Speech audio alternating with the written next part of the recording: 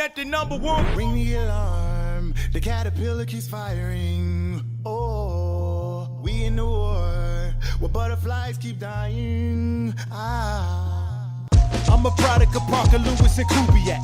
If I didn't do this, where in the fuck would you be at? See, there's a difference between us. What I spit hit arenas, you would drip from my penis. I eat lions and sip hyenas. You number one when it come to slaughtered mics. I'm trying to be number one in my son and daughter life. All you niggas, my little rapper babies. Y'all my children, y'all bit my shit and contracted rabies. Don't you grade me next to these rappers, baby, that's degrading. My style got so many different facets, I switch into so many different patches. I'm skipping class to be fascinating. My pen is like Big Ben, this shit just a classic waiting. Your favorite rapper come at me, I'll just decapitating. Out here congratulating these haspers who had their highs. These rappers only when they match just because they strategize. I bring adequate to these patterns and here's my battle cry. Ring the alarm, the caterpillar's firing. Oh, we in a war, where butterflies keep dying. Hey, this right here for the number one. Number one shit with your number one. You ain't number one, just another one. Now everybody saying that they number one kid, think your number one quit. Number one song, get your number one chick. Number one fly with your number one kid.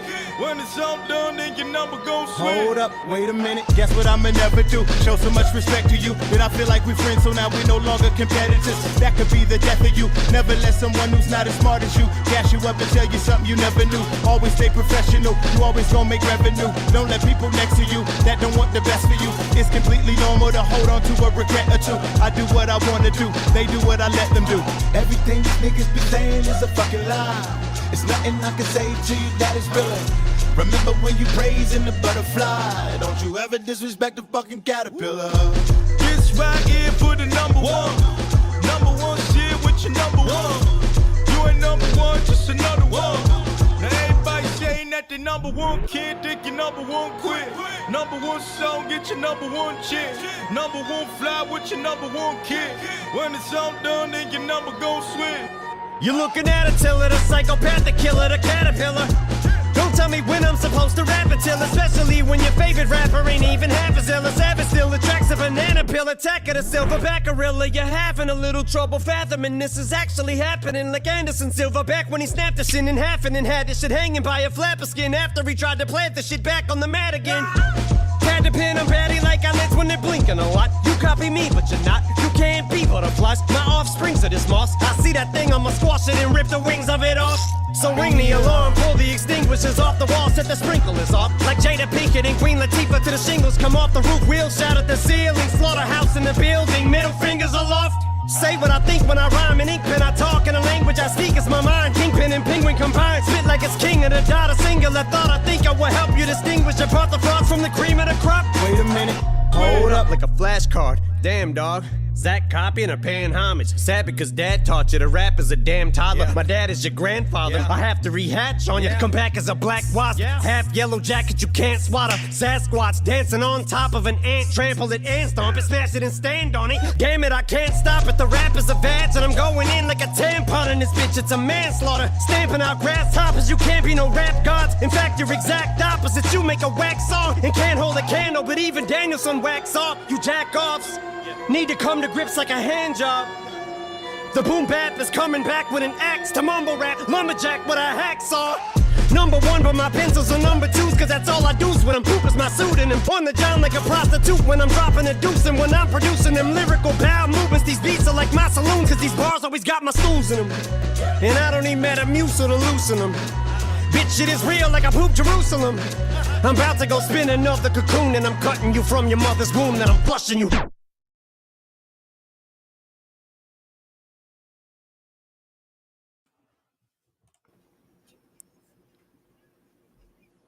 Well, let me tell you something, Tyson.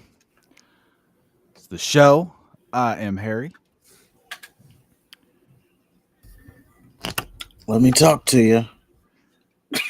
Well, I don't know if I was supposed to just jump in. I don't know. Yeah, I'm working on it.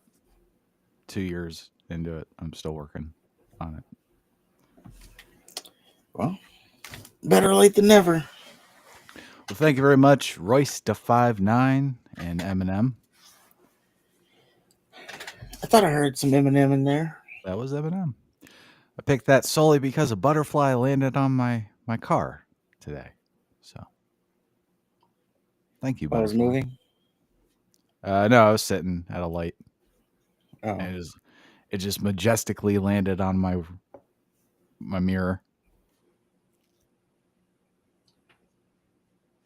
So I said, all right. It's a sign. So how's your week? I had a pretty good week. Yeah? Nothing happened, but it's still good. Well, that's We always got good. football. Very important. Like real football. Like it started. Oh, no. I'm seeing all them male cheerleaders. Oh, yeah, that's a thing. And they're happy about it. It's not like... it's, it's not like they lost a bet or something. They're proud to be male cheerleaders. Well, there's a lot of people who are arguing because, if you have a problem with it, of course, you're the gay one. Well, the male cheerleaders automatically have to be gay. No, they're not gay. You're gay if you have a problem with it. Okay. that's what the How does that work? that's how people Oh. countering. Oh, if you have a problem with one, oh, you're just, what do they call it? You're closeted. But first of all, I thought it was a bad thing to be calling people gay. So there's that. But this is different. This is not. There are male cheerleaders. There's always been male cheerleaders, but this is not. They weren't, flopping around like a. Yeah, they There were haven't doing always the been male lifting. cheerleaders in the NFL. No, but there's. And I don't know about college. Oh, there's been male cheerleaders in college for a Okay. while. Okay. But this is a different male cheerleader. Like, talking about male cheerleaders who were just like, lifting up throwing the chicks around, holding them up, or they're Well, the bottom of the pyramid. think about what an NFL cheerleader is supposed to be for, though. Like the Dallas Cowboy cheerleaders. They're not there for their dancing. They're supposed to lead cheers. No, They're they're supposed to pieces of ass that you look at. No. You can't do Oh, that. yeah. See, that's the problem. That's not the problem. That's what they are. That's the problem. People were Maybe in high school and college, they had routines and stuff that you could actually say, oh, that's entertaining, even though you're really just looking at girls in skirts. But the NFL, that's all they are, is just eye candy. They don't have fucking routines. Nobody gives a shit what they do. Aside from the Dallas Cowboy cheerleaders, you probably couldn't name another squad or another NFL team that has them. Exactly. the Ravens. No, they don't. Yeah, because they're big. The Ravens, they even have a marching band. Like Do they they're really? big, like high school present type team. But yeah, this is very different than what it used to be. That's for sure. I don't know. I used to watch football. This pansy shit they got going on today. No, thank you. I'm guilty of still watching. I just had my fantasy draft too. I don't know how I did. It was a automatic draft. Well, first they had the female sports commentators that didn't know shit, still don't know shit. You're supposed to listen to their opinions, like they have insight that they can provide. They don't. That was the female coaches and players. You're supposed to be impressed with that. There's no female players. There are in college. Just wait. There's gonna be a kicker that emerges in the NFL. I thought they had that. There was a kicker in college, and it was like D3 or something. There's more than one. Well, just wait until one gets their head knocked off, and then we'll There's see. one in Tennessee. That's not D3. That's And major. also, That's major SEC football. Some SEC. Remember, we're growing up. SEC is the best fucking college conference in all of the land. And they said, you know what? Let's go ahead and let this girl decide our football games. and we're talking about a kicker. A kicker. Exactly. They shouldn't even be on the team. Kickers at all. They're Well, but they are on the team. like, if anything, that's the one. That's the one position you can get as a girl, because it's. And now you got you're these just male kicking. cheerleaders. They got rainbows and shit all over the place. No, fuck that. Yeah. Not good. But lucky for me, this was on the male, the most viral one was for the Vikings, which maybe one televised game would be over here. So I'll never have to see it. Oh, man, that Vikings one was wild. Yeah. And then don't forget the Panthers have that trans woman. There you go. Well, you killed it. Go ahead and go into Monday Night Raw. So we're in Philadelphia. After a recap of last week, the Walkers are Jey Uso and Naomi. Then the Vision comes out. This is the worst fucking faction in wrestling history. There's no graphic, no new theme song. They have no color scheme. No evil bad guy monologue saying like, this is the vision of professional wrestling, brother. Nothing. Just another like word the ring announcer mindlessly says when Seth Rollins and the Brawns come out. Like they just said it as an aside. And then they try to sprinkle it in throughout the rest of the show. But fuck that. Rollins is back to dressing like a fruit. Heyman plays up his ECW history. Here he's not playing in God mode. Here he is God and the GOAT. Then he does his shtick where he talks everybody up. Braun number 1 taught Roman Reigns how to fear the spear. Braun number 2 stole Roman's shoes, hit him with a shoe-nami. Another shoe puns. Rollins beat Roman at WrestleMania. And then Jey Uso interrupts before Seth Rollins can say anything. Jay's still riding on the I tapped Gunther wave. So that's great. Uso and Braun number 1 are going to fight in the main event. Heyman makes it an Extreme Rules match. Because they are in the land of extreme, so it's an Extreme Rules match. Indeed. Still not impressed with the Vision. Although I kind of like the Braun Breaker thing. That's very pro wrestling. Like, I stole your shoes. Now we got to fight. We got to have a sanctioned match. I'm going to steal your shoes again. I'm going to steal your shoes in Paris. Yeah, I'm going to keep stealing them. Even though, like I said, Roman should probably start wearing Crocs. Well, after that, the Japanese girls are backstage. Asuka apologized to Io Sky for losing her shit last week. Io said, oh, that's cool. Kairi Sane says they'll always have Io's back. Io says she needs to do it alone. Just motherfucker. Same shit. Bailey had another thing or the same thing. I don't care either way. A little bit of both. Like, I don't know if she's like just surface level. It seems like she's joining the sucks, but then it just seems like she's going to go back to her little ding dong damage control shit. Well, she's going back to heel Bailey. I think it's before damage control because That's when she did the.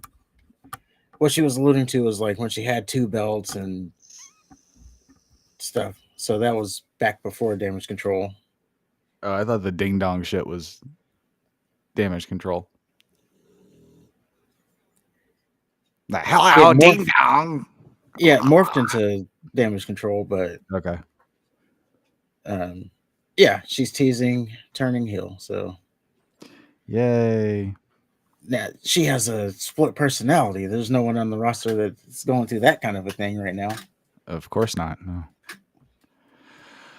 Well, then Io Sky beat No Definition Rodriguez somehow. Io got jumped after the match. Rhea Ripley came out, took out the bad bitches. Io was happy about it.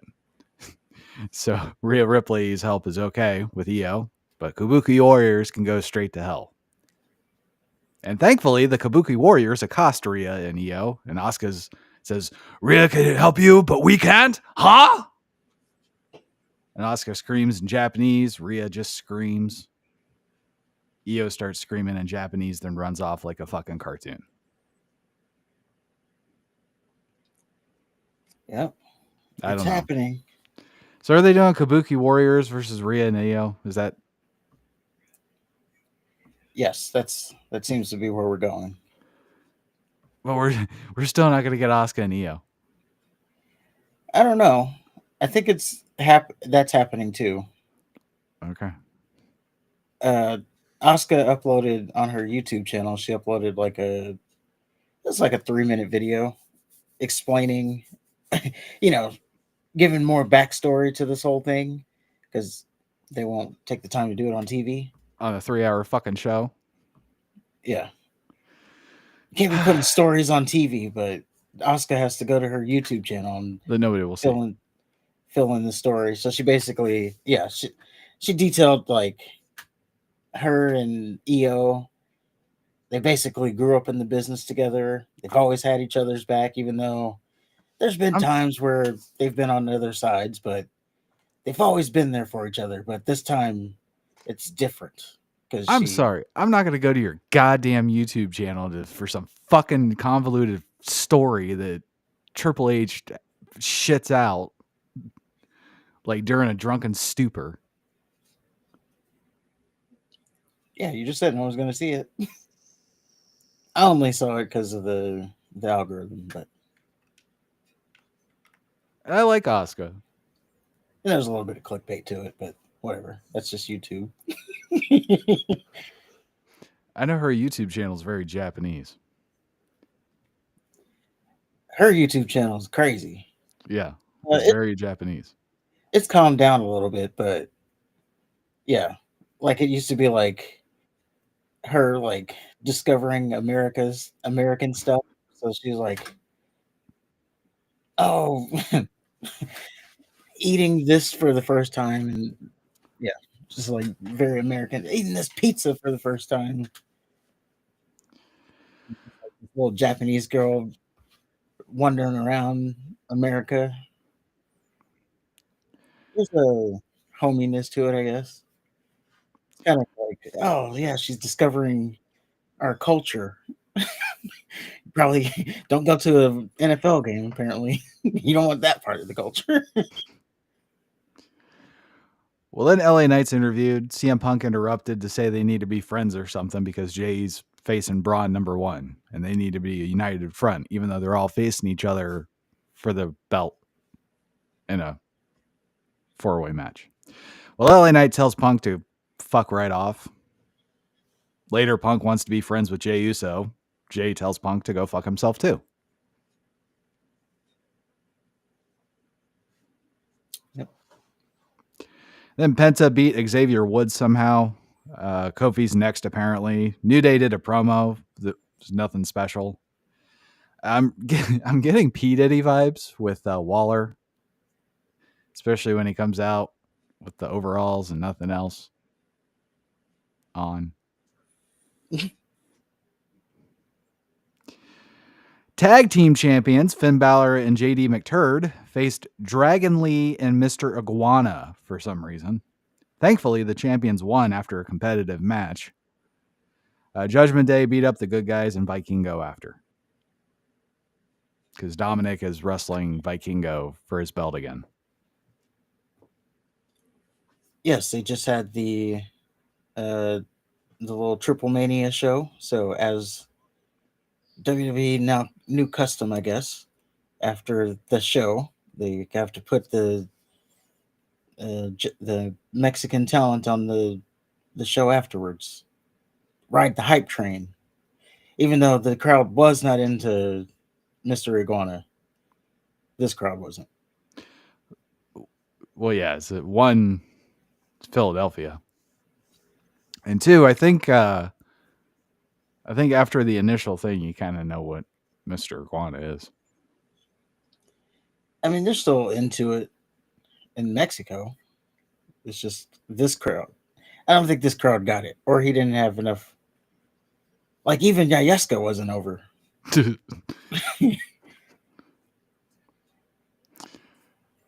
Seth Rollins' husband beat Natalia somehow. No Talent Dupree had to pull Seth's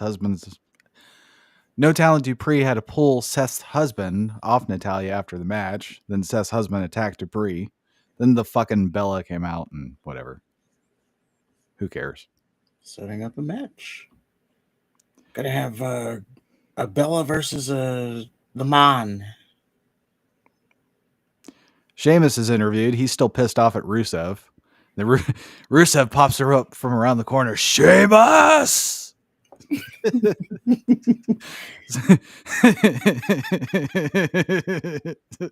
Does the Dragon Ball Z pose and everything. Then they fight, of course. Well, they go to fight, but Adam Pearce and security managed to stop him. Pearce says he's giving them one last chance. I swear to God.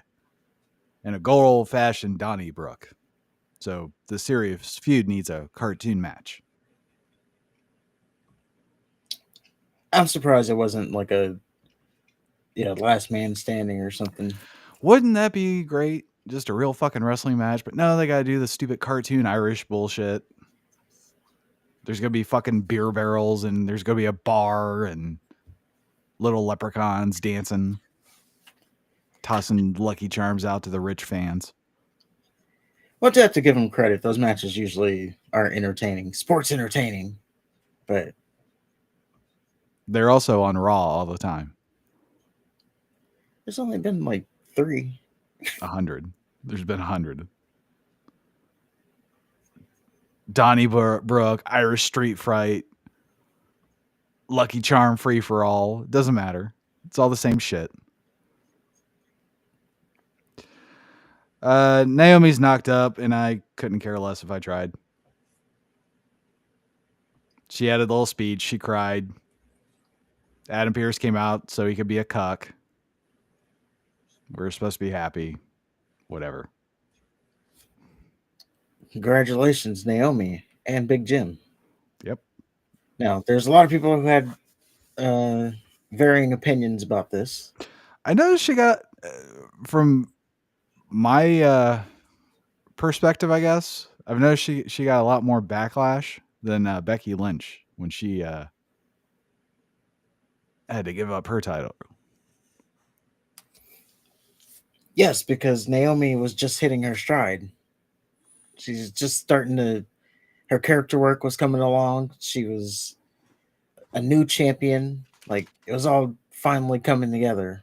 Yeah, So but Becky Lynch at the time, as much as I hate women's wrestling, she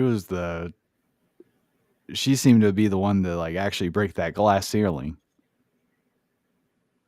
And then she had her baby, and she came back, and she's never been able to recapture that. Well, it was kind of falling before then. Oh, okay. The steam was kind of, yeah. She was starting to cool off, just because. Well, one, she didn't have a Ronda Rousey to pick her up, and two, it was just like a whirlwind of events. Her getting her nose broken, so it was starting to cool off. And she has this new song, and it's not helping her character at all. I kind of like it. I'm not gonna lie. I'm going to tell you how much of a boomer I am. So I initially saw I saw the report. Oh, the Wonder Years are gonna do Becky Lynch's new song. Here I am thinking, why is a TV sitcom doing her song? Turns out it's the name of a band. It's got kind of like a punk rock vibe. It kind of works. I like it better than the whoa. I don't know. It just doesn't get the crowd into it. It seems. Maybe it's because she's only used it for like 3 weeks, so a lot That's of these fair. people won't know, like don't know, even though it says the man has come around. But Yeah, I enjoy it I think grudgingly. maybe it's just more so because a lot of these people who go to the shows, I would say, are kind of casual fans. Yeah, So they probably don't know she's changed music. Like the last time they saw her, she was whoa. yeah. It's So just it's like this. it has a punk rock sound that I kind of dig. Yeah, And I actually heard it on a because truth be told, I didn't know she changed her theme song because I never watched into that far. So it appeared on my Spotify playlist for some reason. So I watched it or I listened to it in a vacuum. Yeah, it's pretty good. I have to listen to it. It's better than Def Rebel or whatever the fuck. I like me some good wrestling music playlists. You know, when that Batista song comes on when I'm working out and it's like, and you want to like do the machine gun thing in the gym. Yeah.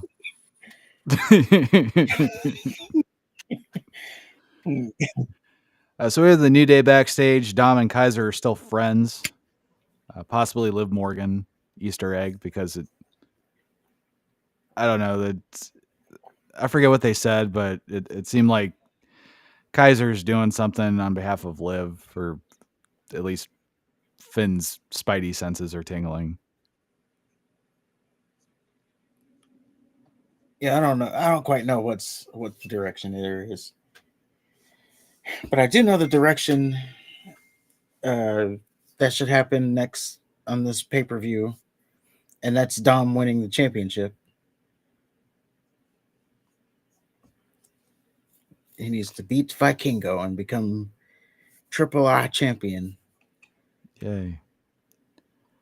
He's already Intercontinental champion. Yeah, but he's like John Cena over in Triple I. Okay. Like,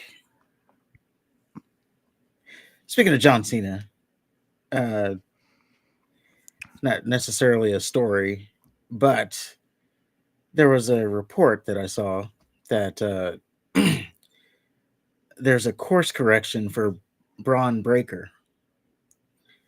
And now he's in line not to be the next John Cena, he's in line to be the next Roman Reigns. So there's that story. It's like, what is he? What's the difference?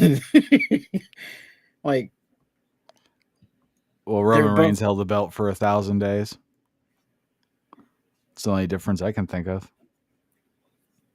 well, I mean, they're both like the top guys. I don't see. Although Roman Reigns was shoved down our throats until we said we like him. Vince is like, no, you're gonna like him.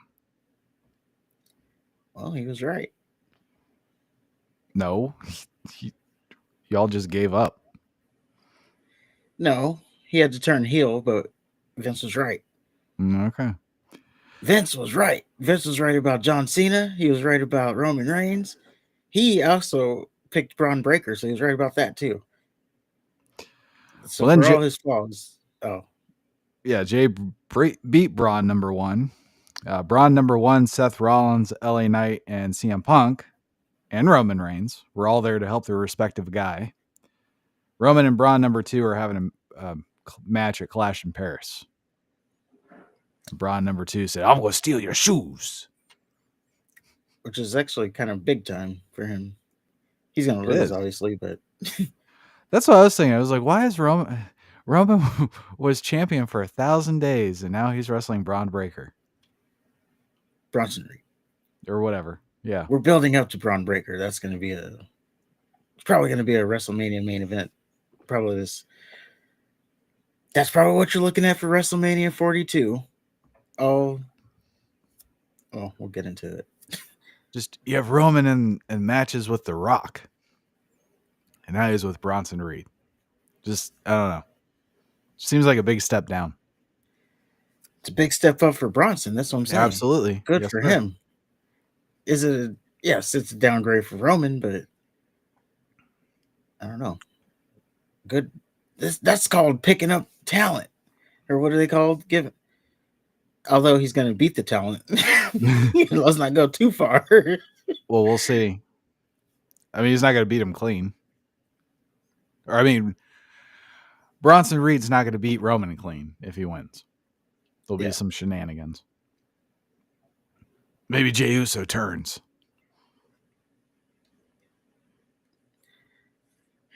I don't think Jey Uso, but I did get there wasn't any clues or anything, but I was like, what if LA Knight joins the group? That'd be cool.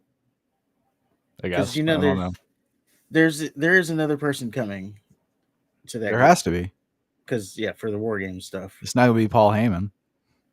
Yeah. So what if it's LA Knight curveball? Or they do say it's Paul Heyman, and then badass Braun Breaker takes out everybody, even though he has competitive matches with Sami Zayn. Well, Sami Zayn beat Gunther at WrestleMania. Yeah.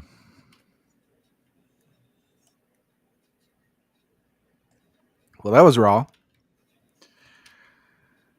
Moving on to SmackDown, we're in Dublin, Ireland. Walkers for this one are Logan Paul, the Solo Cups, Solo Sikoa, and the MFTs. The Cups and the T's have a match later. We have Charlotte Flair and then Piggy Niven. I think Piggy and Charlotte are wrestling at this point. Then Seth's husband, who wrestles on Raw, opened because she's Irish. She said some shit until Tiffany Stratton came out. Stratton didn't get to say much until Nia fucking Jax interrupted. Jax attacked Stratton until Jade Cargill showed up. Nick Aldis came out and scheduled the obligatory match. And this kind of lets you know what to expect for SmackDown. Yes. It's like, oh shit, she's opening. Okay. Well, it's their hometown. I get it. But Or maybe I don't know. she's if on it's their fucking hometown, Raw. but it's their own country. I don't know. Why have the brand split? Oh, forget about the brand split. No, I'm not forgetting about it because they haven't forgotten about it. They have. They have separate belts, separate shows. And you got people just showing up out of nowhere. And it pisses me off. Sami Zayn, for no reason, is on SmackDown. LA Knight, for no reason, is on Raw. Well, at least they said that Sammy transferred to SmackDown. Like, I would take an arbitrary transfer over just showing up, just because. It's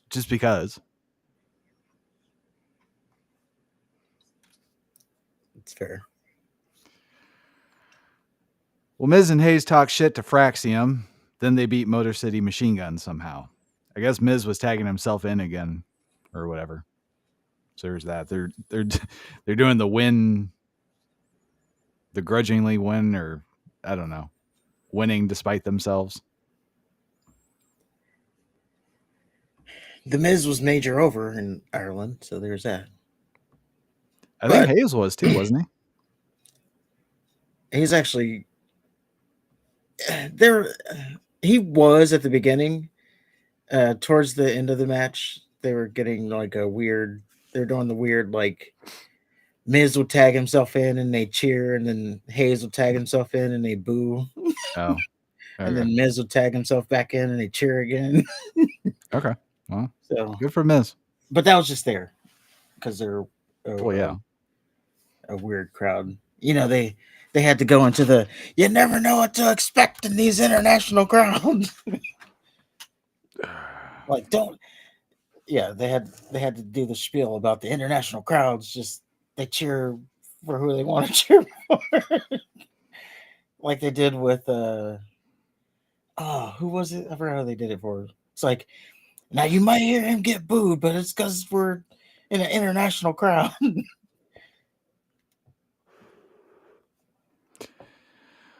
Well, let me move on to Jimmy Uso's gay stuff.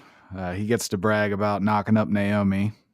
Then Sami Zayn interrupted, and then hugs him, and they celebrate for him Jimmy Uso not wearing a condom.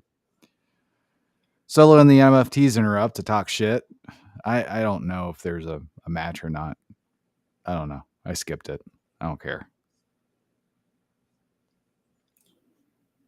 Fair enough.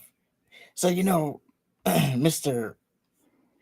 I haven't seen the actual podcast, but I've seen people,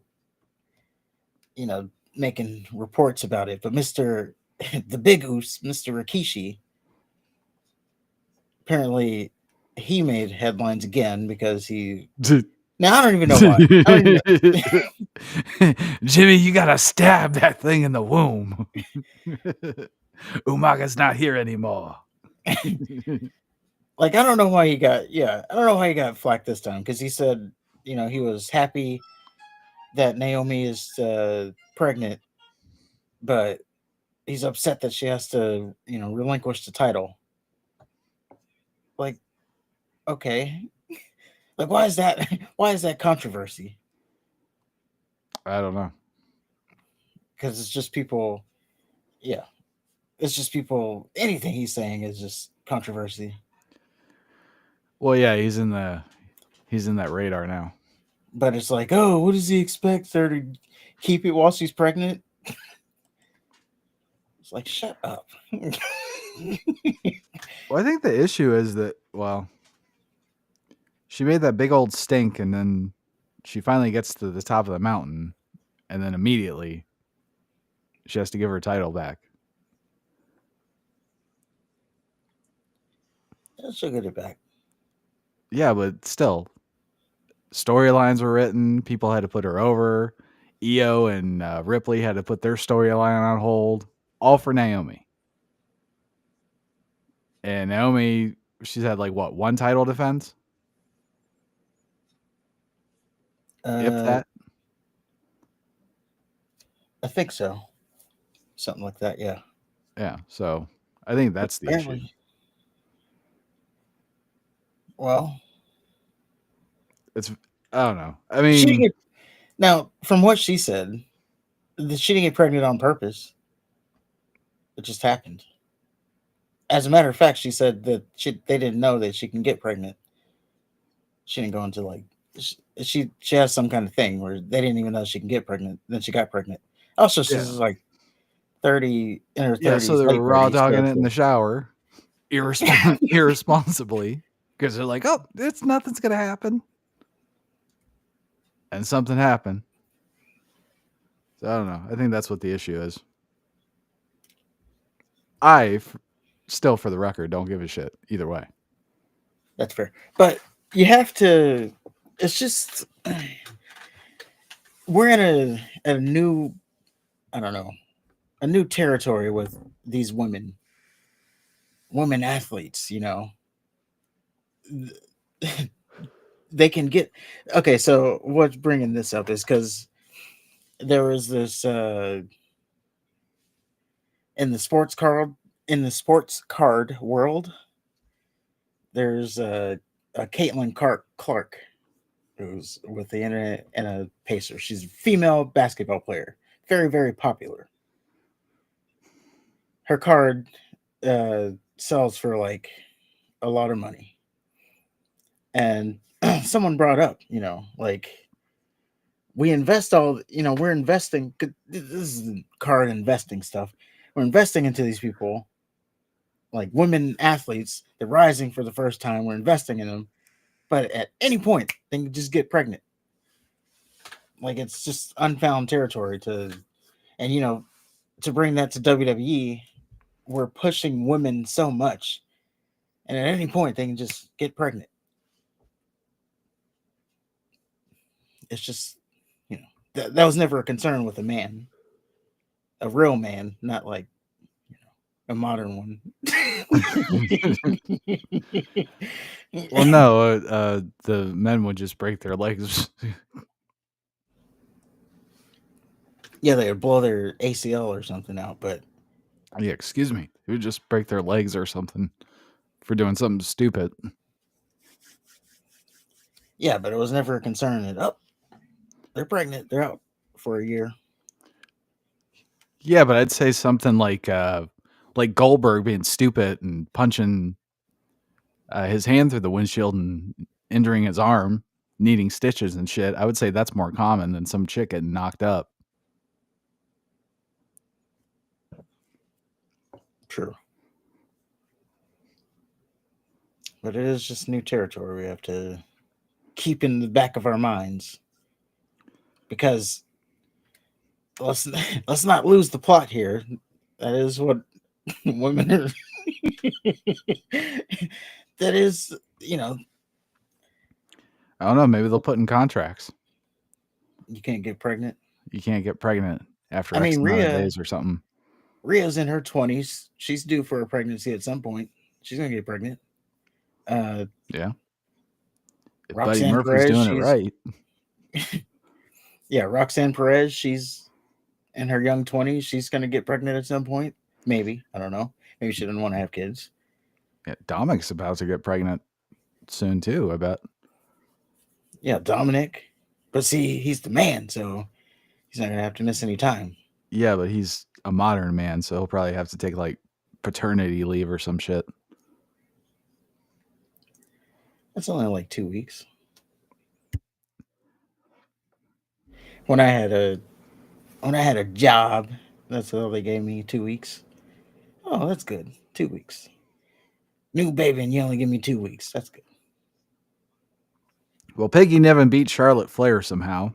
They win matches now all of a sudden. They being Put it on the ticker. Chelsea. Put it on the ticker. Stupid team. We got some more girl bullshit.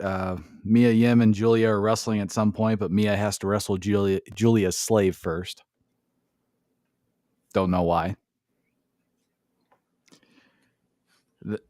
Then John Cena comes out. He's a face now, so he acts like a fucking moron now. And then Logan Paul interrupted, so he can talk some shit. Cena said some shit back, knocked over Logan Paul's Prime display. Then Cena gave Logan Paul the finger, called Logan Paul a parasite. Logan Paul shoved Cena. Cena FU's Paul. And at the end of the show, Logan Paul takes out Cena with a right hook. I'm not excited for this match at all. Yeah, they said Cena cooked Logan Paul. I don't know how much of a cook it was. Cena, I mean, Cena's a great promo. But I don't know. I think he was doing better promos when he was a heel, ironically enough. He was like, oh, this is a abusive relationship. You're fat. Now he's dancing and jigging and making stupid faces, mugging into the camera, being little Cena. Yeah. I don't know if he cooked, though. No, I wouldn't say he cooked. I said there were some good one-liners in there, but Cena one-liners. He didn't. Well, people were trying to make it out like, oh, this is he just went Austin Theory level again. Like, no, he didn't. Like, Austin Theory's career was over because of that moment.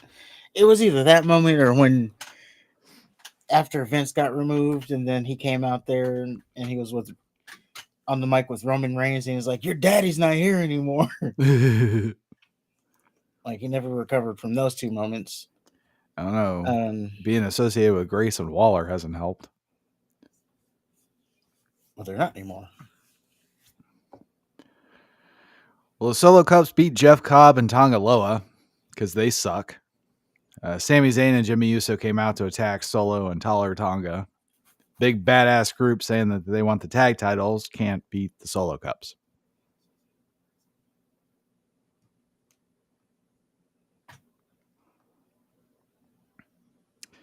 Aleister Black versus R-Truth Ron Killings.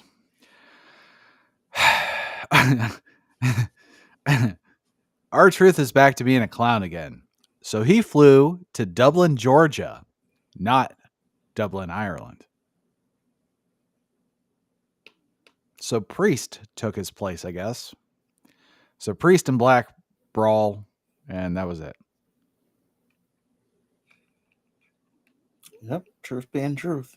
Are you enjoying the show? It's all part of the plan. God damn.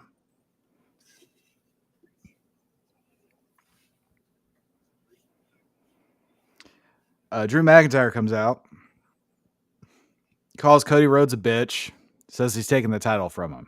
And then Randy Orton RKO's McIntyre for some reason.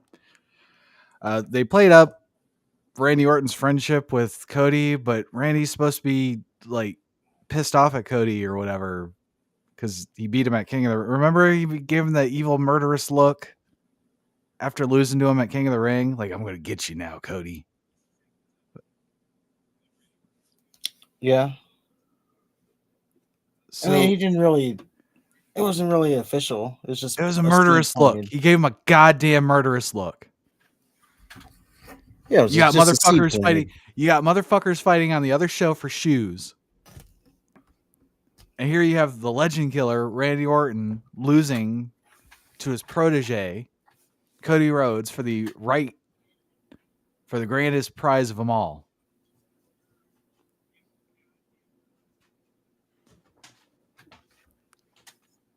And he gave him a murderous look after the goddamn match. And now next time we see Randy Orton, they did do the jelly roll shit, but I don't know. That pisses me off. Why am I paying more attention to their stupid show than they are? I don't know. Tiffany Stratton and Jade Cargill beat Seth's husband and Nia Jax somehow. They flew all the way to Ireland for that. Yeah, poor Becky losing in her hometown. But she didn't take the pin, so I guess it's okay.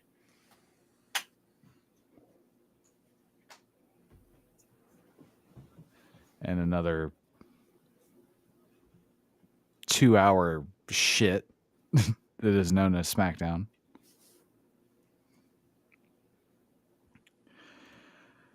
Moving on, we have WCW Uncensored, 1999. Something good.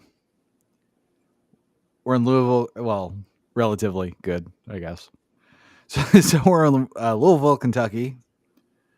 Start off with a silent Flair Hogan hype video.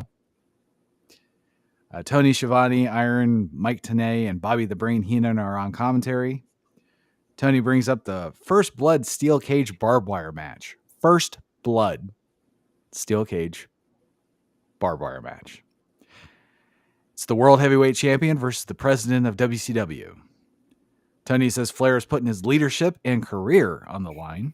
Tenay says this match will have a tremendous impact on WCW, NWO, and Ric Flair. Either Ric Flair walks out as the 14-time world champion, or he never sets foot in a wrestling ring again. Then Heenan predicts that Flair is walking away as champion.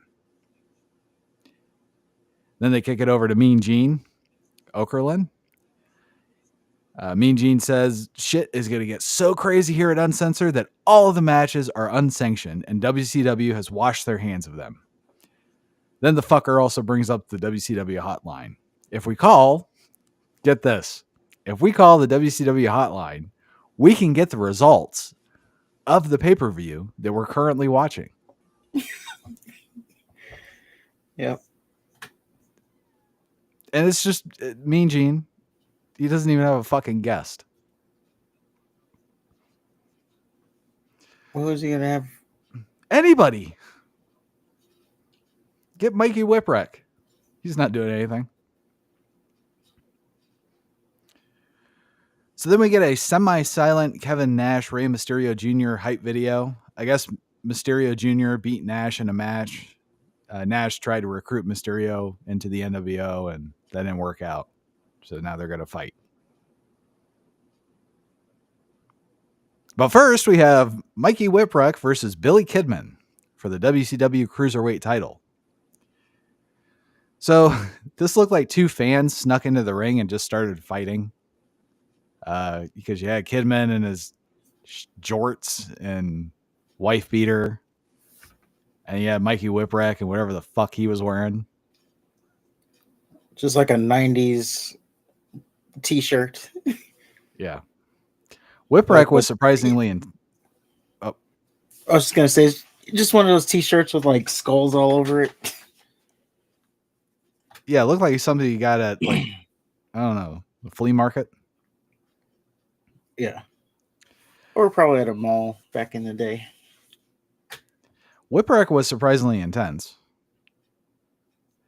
I like the guillotine leg drop to the back of Kidman's head while he was hanging on the ropes. That was cool. They fought to the floor, brawled in the crowd a bit. Whipwreck hit a drop toe hold to Kidman into the steel steps, which looked badass. I had to look this up. The internet says the fans were chanting Mikey at Whipwreck.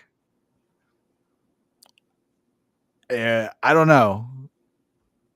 My audio, I'm pretty sure they were yelling faggot. Intensely. Well, I don't know why.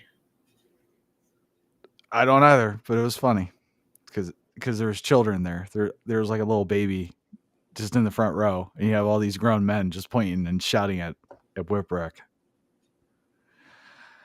So Whipwreck keeps hitting Kidman with shit, but can't put him away. Then Kidman catches Whipwreck with a face buster, then wins with a shooting star press. It's a good opener. We will see Whipwreck in the next ECW pay-per-view. Oh, really? I thought this was a one and done. No. This is this might be a one and done for WCW, but No, man, for like wrestling his whole career. Oh, no, he's ECW champion. Match. What? Yeah. That guy? Yeah. Man, ECW. What are they doing over there? Were you not paying attention? He was pretty good. He just looks stupid. I don't know. I just didn't. He just looked like local enhancement talent, if I'm being honest. Now, not his wrestling style. Just saying, like, his presence felt like local enhancement talent. Yeah, that's fair. We have a Stevie Ray Virgil hype video. Booker T is winning defending titles during his singles run. Stevie Ray is feuding with Virgil. Let that sink in.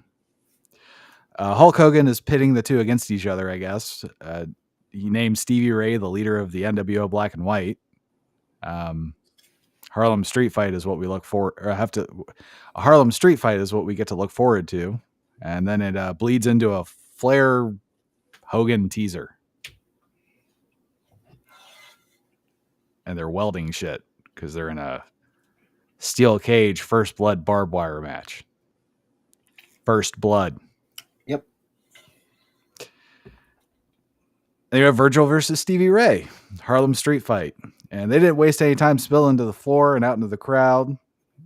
They fought into a sectioned off part of the stands. Nothing special happened there.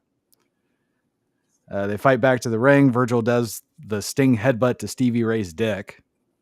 Like, Virgil dove at Stevie Ray into the turnbuckle and he hit his head onto the post. And then Stevie Ray like did something, but he ended up getting hit too. So he falls to the mat and then Virgil lands and headbutts Stevie Ray's dick. Stupid. And he no-sold it. Yes. And then Horace Hogan comes out, tosses a slapjack in the ring. He says, "I don't care who knocks who out. I'm the leader of the Black and White." So Virgil gets the slapjack, but Stevie Ray blocks it. And then Stevie Ray wins it with his move, the slapjack. So the premise of the match was Virgil and Stevie Ray fighting for leadership of the NWO Black and White. But I guess the other members of the NWO Black and White weren't privy to that, or they didn't agree to that or something. So I guess it'd be like us going to the Dallas Cowboys and saying we're the quarterbacks. Yeah, there's a I don't know, a struggle for who's the leader, even though you would think it's Hulk Hogan. But Like maybe you and not. I just don't go know. in there. We have a competition, just you and I, to be starting quarterback for the Dallas Cowboys. Well, Hogan told both of them they're the leader. So says that video package. Oh yeah, that's why you're the leader. That's why I named you the leader. Did he say Virgil was the leader? Yeah. I thought he said he needed to keep Stevie Ray in check or some shit.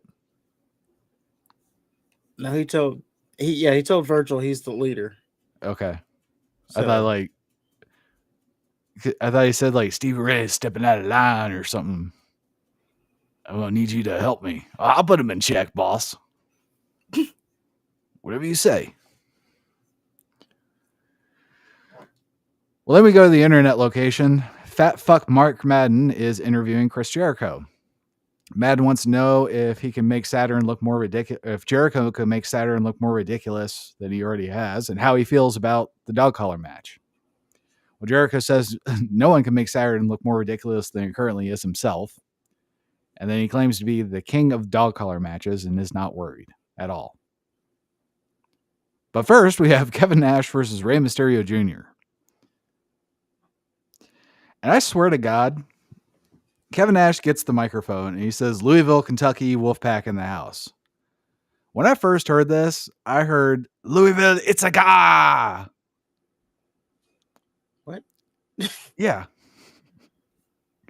And I'm like, what the fuck did Kevin Nash say? I rewinded it and I listened to it over and over and over. And I kept hearing, it's a guy.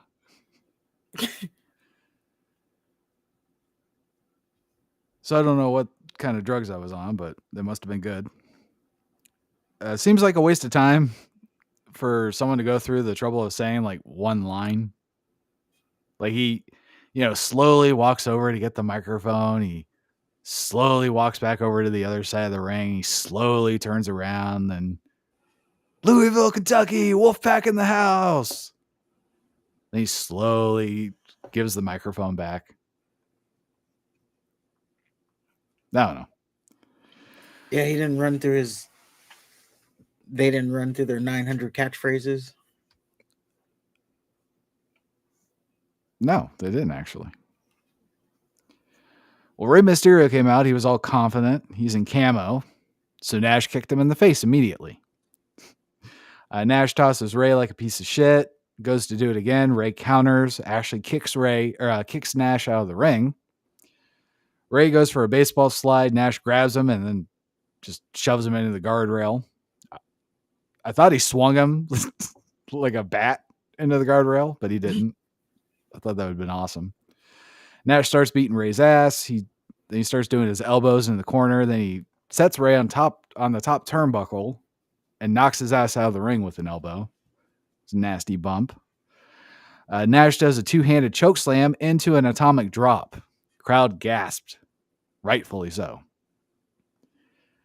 Rey then kicks Nash in the balls, hits a Bronco Buster, and he goes for a moonsault. Nash just catches him, and Nash goes for a snake eyes. Rey escapes, pushes Nash into the ref.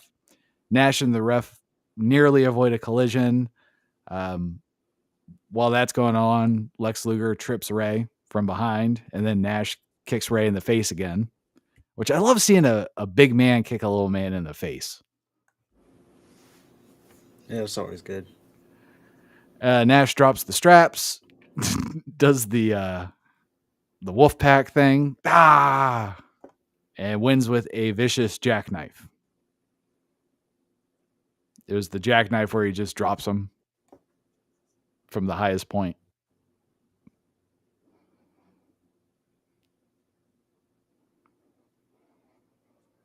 So Rey's not the giant killer just yet.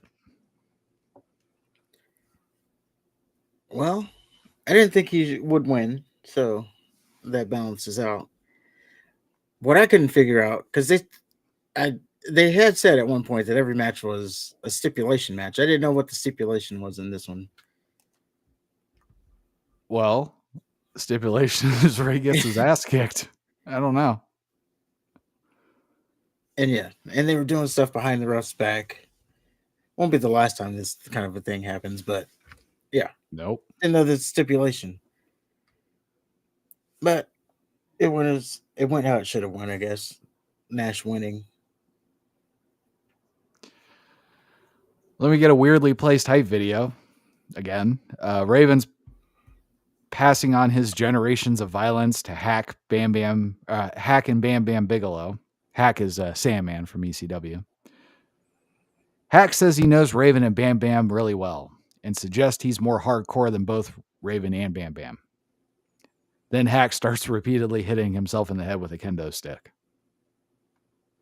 Bam Bam says, "You want to fight? You got it. It's going to be Hardcore City." Good deal. But first, we have Ernest the Cat Miller and Sonny Ono versus Jerry Lynn in a handicap match. I guess this is a match because they cut off Jerry Lynn's ponytail. I guess they were still carrying it, which was kind of gross. Lynn and Miller wrestle while Ono gives Lynn tiny kicks when it looks like he's getting some offense going. Miller thinks he knocks out Lynn and wants Ono to finish him. Ono isn't eager at all. Then Ono goes for a cover and then scrambles out of the ring when Lynn kicks out. He scrambles for dear life. Lynn has to be completely motionless for Ono to even engage him. So then Lynn and Miller wrestle some more. Cat's actually kicking Lynn's ass. Miller tries to tag in Ono, who doesn't want that to happen at all.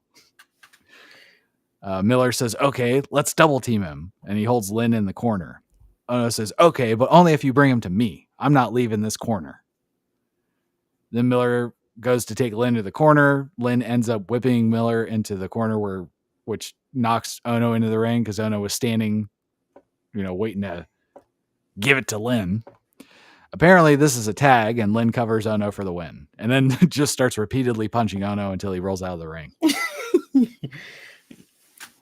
Yeah, it was a little clusterfuck of a finish. He throws Miller into Ono, and the ref, counts it as a tag. And then immediately goes for the pin, which Miller breaks up, but he still counts to 3 anyway. The ref does. Refs don't give a shit. Yeah. Now, my favorite part of this match, though, was at the beginning where Miller... when he was blocking all the karate strikes, and he goes, "I'm the greatest." Yeah. Yeah. That was my favorite part of the match. He blocks the kicks and the punches. He's like, "I'm the greatest." Yeah, that was great. And then the funniest part is he's like, "I'm the greatest," and then he gets punched right after. Yeah. Because he's celebrating right in front of him. But yeah, it was like one of those moments where you prove yourself and you're like, you gotta get the recognition on spot. No, I enjoyed that. Well, then we get another weirdly placed hype video. Benoit said the last pay-per-view was a chance to show who's number one. But Mr. Perfect and Barry Windham took that opportunity to show what cowards they truly are. Malenko's pissed he was outsmarted, then threatens Perfect and Windham with a belt. Mr. Perfect is spliced in, saying Malenko and Benoit will always be losers. Then Benoit says it's about vengeance, it's about respect, it's about revenge. It's a little redundant. But first, we have Bam Bam Bigelow versus Hack versus Raven. This is a Falls Count Anywhere triangle match. Raven comes out with his sister Chastity, who goes to the back and brings out a container full of Looney Tune weapons. Those weapons are trash cans, an ironing board, a mailbox, a plastic gas can, a broom. Bam Bam actually broke it over a Hack's back. An oar, like a rowboat oar. A box fan, a snow shovel, a mop, a cookie sheet, and a fire extinguisher. So yeah, it was a train wreck, Looney Tune fight. They try a double sleeper hold spot, and all three of them just fall over themselves like fat fucks. Hack gets a table where there were ECW chants that escaped the censors. I thought that was cool. Raven helps Bam Bam powerbomb Hack on the table. Then Bam Bam splashes Hack through the table when it didn't break. Wait, so ECW's a thing right now? Yeah, well, I think it might be just ending, but Hack is ECW, Oh. so Well, that's what I'm saying. I didn't know I thought this would have been before he went to ECW. ECW might either be on its last legs or they're chanting ECW because of Hack. So he either defected from ECW or He's looking for a job. okay. Two more tables slide in the ring. One gets propped in the corner. Raven drop toe holds Bam Bam through it. Raven's sister has electrical tape for some reason. And then Raven hits Hack with an even flow, then tapes his hands behind his back. Raven then repeatedly hits Hack in the head with a chair. The tape eventually breaks, and Hack just keeps his hands behind his back anyway. Not even trying to block the chair, even though he can. Hack falls to the mat lifeless.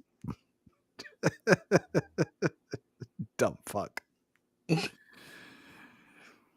Bam Bam hits Raven with greetings from Ashbury Park, then sets up a table, puts Raven under it, and instead of winning the match, he intends to moonsault the table, and I guess hopefully hurt Raven in the process. I don't know. But Raven's sister sprays Bam Bam with a fire extinguisher. He ends up falling through the table.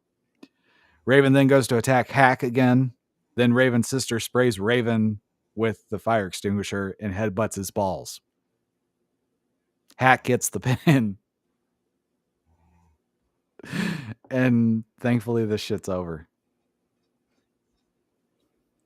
I actually thought this was a pretty fun match. Of course you did. Yeah, it was all over the place, but yeah, I thought it was pretty fun. Ugh. I don't know the story about Hack and Raven's sister. They're fucking. Yeah, something to learn there. But Snorts cocaine off of her little cottage cheesed ass. probably. I don't know. They were all just like walking around the ring looking for shit, walking to each other. Then they'd hit each other with a Looney Tune weapon, then walk around some more. It's just, ugh. Then Raven's sister killed it.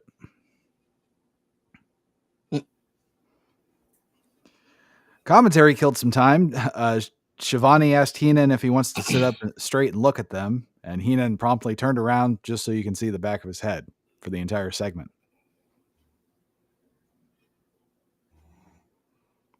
And then we get Chris Benoit and Dean Malenko versus Mr. Perfect and Barry Windham in a lumberjack match. This is for the WCW tag team titles.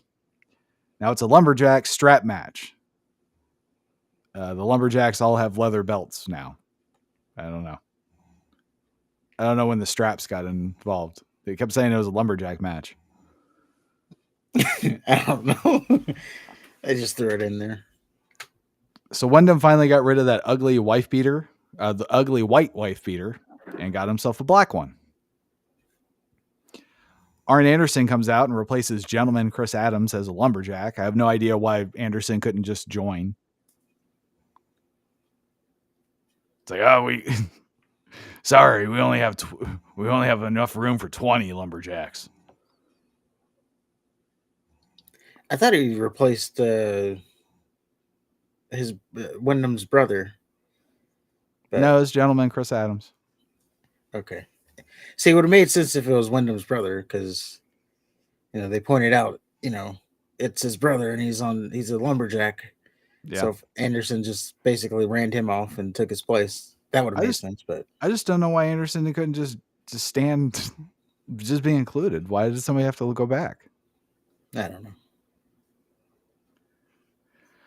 So right off the back, Mr. Perfect is neutralized by the Lumberjacks. Perfect needs to hop out of the ring and regroup every time Benoit lays into him, but the Lumberjacks give Perfect no time to reprieve, which is kind of great. Like, because Benoit would hit him and Perfect would, oh shit, he'd get out of the ring, and then Lumberjacks would beat the shit out of him, and he'd have to scramble back into the ring, and Benoit would hit him, and it'd be a thing.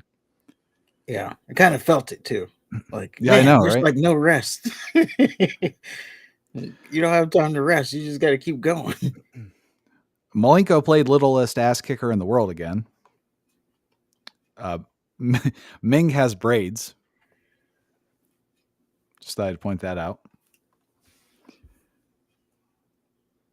This was a total car wreck that looked legit, like a legit 4-man fight. Benoit and Malenko would go to Perfect in the corner and just start swinging. Malenko almost beat Mr. Perfect with a perfect plex, which would have been fitting. Then Malenko got knocked out of the ring, and the Lumberjacks just destroyed him. Like, all Malenko could do is curl up. And I want to see Mr. Perfect and Arn Anderson. I need to go back into the archives and see if that was a thing. I'm sure it was at some point.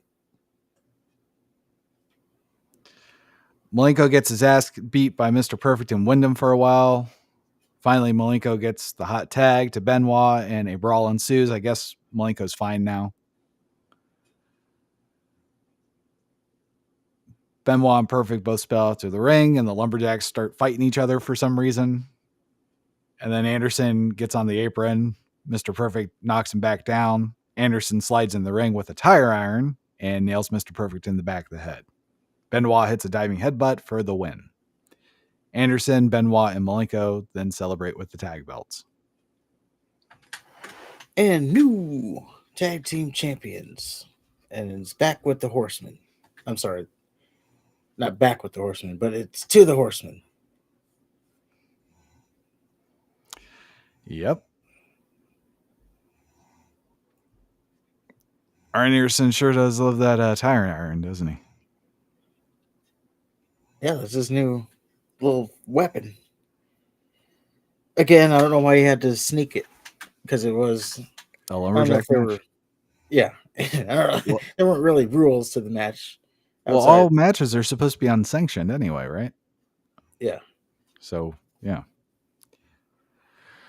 Moving on, we have a Chris Jericho versus Perry Saturn dog collar match. And woo, lad, Saturn is embracing the dress.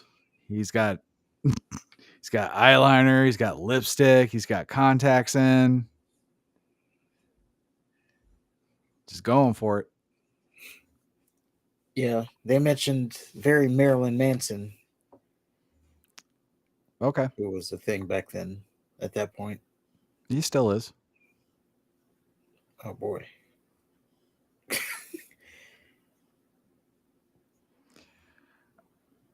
Jericho tries to get Ralphus to do the dog collar match in his stead. Ralphus refuses. Jericho slaps him, then makes him go back to the dressing room.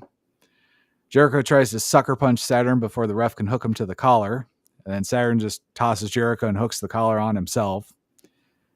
And Saturn beats up Jericho until Jericho crotches Saturn with the chain. Then he goes for the lion tamer. Saturn blocks it by wrapping the chain around Jericho's neck. Jericho kicks out of a Death Valley driver. Saturn goes for a top rope Frankensteiner. Jericho blocks it and hits Saturn with a power bomb.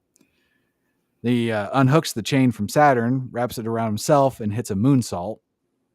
And then Jericho goes for a splash, misses. Saturn wins with a second Death Valley driver. I hope this is the last time they wrestle. I didn't think this match was as intense as it should have been. But that was my only takeaway. Because usually the dog collar matches are like intense. But it was a chain instead of a strap, so they couldn't really use, like, this was more so they were just chained together as opposed to like them using the dog collar mechanism as a weapon, like Right. almost like a strap match. But um, yeah, aside from that, I just didn't think the intensity was there. But aside from that, it was okay. Well, this is There's the a lot third. of mhm, This is the third straight pay-per-view that they've wrestled, so it's like, come on. yeah.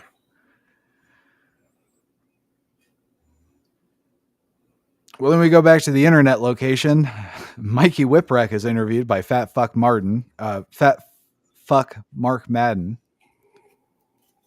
They just went over his loss to Kidman. Nothing special. See, he could be talking with Mean Gene on the WCW hotline. Yeah. Well, up next we have Scott Steiner versus Booker T. It's for the WCW TV Championship. So the match started. Steiner stalled a lot. Then they had an uneventful match. Bagwell attacked Booker in front of the ref with no consequences to Steiner. They fought in the crowd. Steiner used a chair. Still no disqualification. Then Bagwell started attacking Booker when the ref wasn't looking. Which, why? You didn't give a shit when he was looking. Why now? So Booker hits the Harlem sidekick and goes for a Harlem hangover.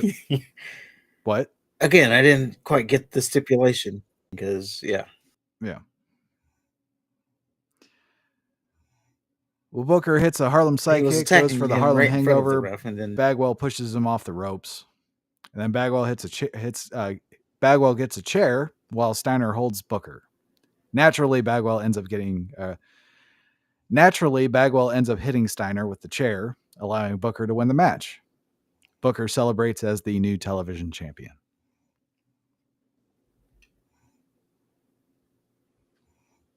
I was expecting this to be a better match. I remember the Harlem Heat and the Steiner brothers had like really good tag matches. But I don't know. I think it was dragged down by Buff Bagwell interfering so much. Yeah. Like, yeah, just let them two go. They can go. But also it's NWO, so they gotta Right. have all this shenanigan. And it's WCW. Yeah. What kind of shenanigans are we gonna have this match? Let's adhere to rules and also not adhere to rules. Well, finally, we have the Nature Boy Ric Flair versus Hollywood Hulk Hogan in a barbed wire steel cage first blood match for the WCW World Heavyweight title. Michael Buffer says this will be a cage match like no other in the history of professional wrestling. The cage will have no door. There is razor wire on top. When the cage lowers, no one will enter, no one will exit until we have a winner. If that is Ric Flair, not only will he be the new champion, but he will be declared WCW president for life. If Hulk Hogan wins, Hogan retains, and Ric Flair will be banned from WCW wrestling for the rest of his life. And then Flair comes out. He says he's the president of this company. The fans paid for it, and they're going to get it. He orders referee Charles Robinson to not call the match if anyone has a tiny little scratch. Then he tells the ref that it's at his discretion when to call the match, which should already be the rule by default, I would think. Right? Yes. Okay. Flair says no scratches, first blood. So Hogan comes out and they lower the cage while obnoxious sounds play. Then Hogan beats the dog piss out of Ric Flair while the crowd cheers him on. Hogan cups his ears to the fans, then locks in the figure four on Flair. They climb on the turnbuckle and start fighting on the cage wall. Hogan pulls barbed wire from the top of the cage, rakes Flair's face against it. Now, prior to this, Flair was busted open and he's bleeding profusely. Now, Hogan pulls razor wire and rakes it on Flair's face at this point. Now, Flair is bleeding a lot in this steel cage barbed wire first blood match. So then Hogan whips Flair with his weightlifting belt and then tries to win with a leg drop. Ref says, no, it's a first blood match while Flair is crawling around bleeding on the mat. Even commentary is like, wait a minute, we were told this is a first blood match. What the fuck's going on? Yeah, and they're like, it's definitely more than a scratch. Because, yes, Flair's face is completely covered. He has a crimson mask. Yes. So Flair starts beating Hogan's ass. Then David Flair and Torrie Wilson come out to ruin another great minute. Because this was a great main event. Aside from the stupid, take out the first blood shit, this was actually a really good match. But then they had the fuck it up with the stipulation, and then David Flair comes out and Torrie Wilson blew a kiss to the fucking camera, while David Flair had a no expression on his face. And then Flair chops Hogan in the corner. Hogan hulks up while the crowd loses their shit. And Hogan does a super leg drop and demands the ref count the pin. And the ref starts to count the pin, but then Hogan stands up and then starts yelling at the ref. And I think, they're both bleeding at this point. And I think at one point Hogan tried to pin Flair, but then the ref's like no. But then Hogan's like, well, it's a first blood match. Look at him. Oh, yeah, that was during the first leg drop. Yeah, and the ref's like, no. Yeah, it's the first blood match. It's no pins. Oh, look at him. So then Hogan tries to throw Flair into the cage, and the ref gets taken out. Arn Anderson comes out to fight David Flair and Torrie. Anderson passes Flair the tire iron he used earlier. Flair clocks Hogan, locks in the figure 4. Hogan's passed out, and the ref just counts the pin. No big deal. Flair is declared the winner of the steel cage barbed wire first blood match via pinfall. And 14-time champion. David Flair stands over Hogan after the match looking useless. God damn it. Now, can you imagine if that kind of thing happened today? That match? It was a good match. I'm just saying, the fact that it was a first blood match. Flair was profusely bleeding. Hogan was also profusely bleeding at one point. Still, match is not over, and then it ends in a pinfall. Oh, by the way, Arn Anderson came out and slipped a weapon into the ring. It ends in a pinfall after the ref refused to count the pin earlier. Yes. So, yeah. And Arn Anderson, slips a weapon into the ring that's hidden. He was the star of the show. Yeah. Hidden from the ref. And then after he hits Hogan, does Flair, he slips it back out. He conceals it and slips it back out. This first blood match. So they didn't know the rules.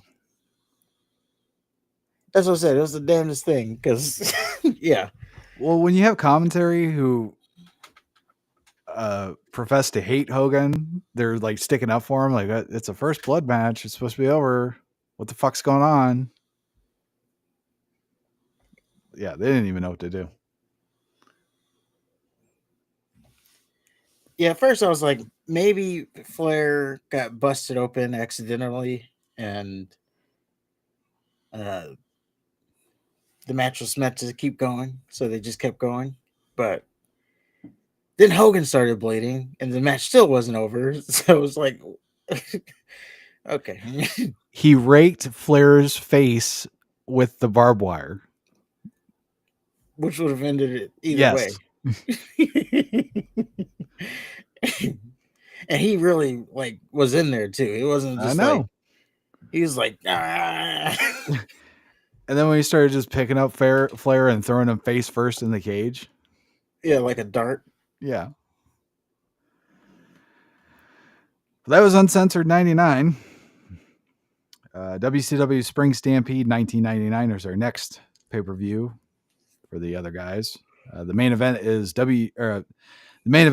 Diamond Dallas Page, Sting, Hollywood Hogan, and Ric Flair in a four corners match for the World Heavyweight Championship.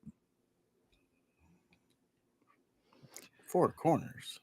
Is Yeah. that just like a fatal four way? I don't know. Here they go again.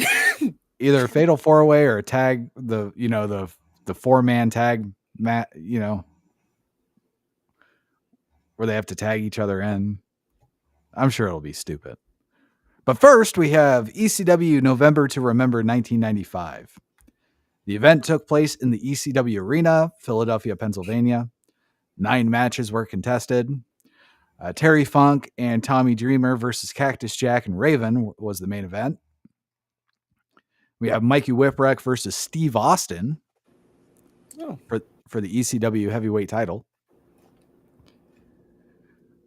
2 Cold Scorpio and the Sandman versus Public Enemy for the ECW titles. ECW tag titles. Rey Mysterio Jr. versus Psychosis in a Mexican death match. And then Bubba Ray Dudley versus the Broad Street Bully.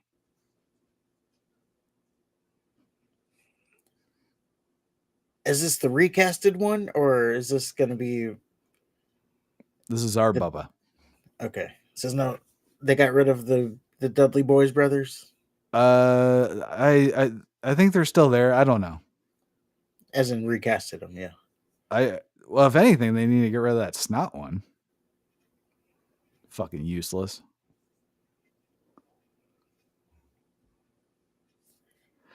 But that is our Wrestling Rewind.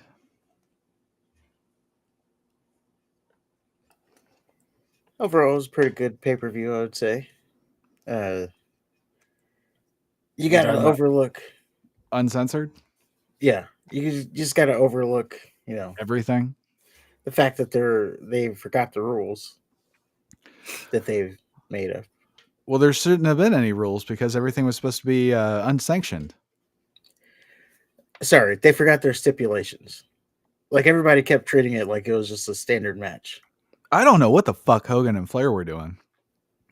they didn't know either. It's like they just did stuff and it's like, all right, well, we're done. And they planned these matches out before. So in the planning thing, while they knew it was the first blood match, they sat there and said, okay, well, You're bleeding, and then I'm bleeding, but we're still going. I'm gonna go ahead and bleed here, brother. Yeah, I don't know, dude.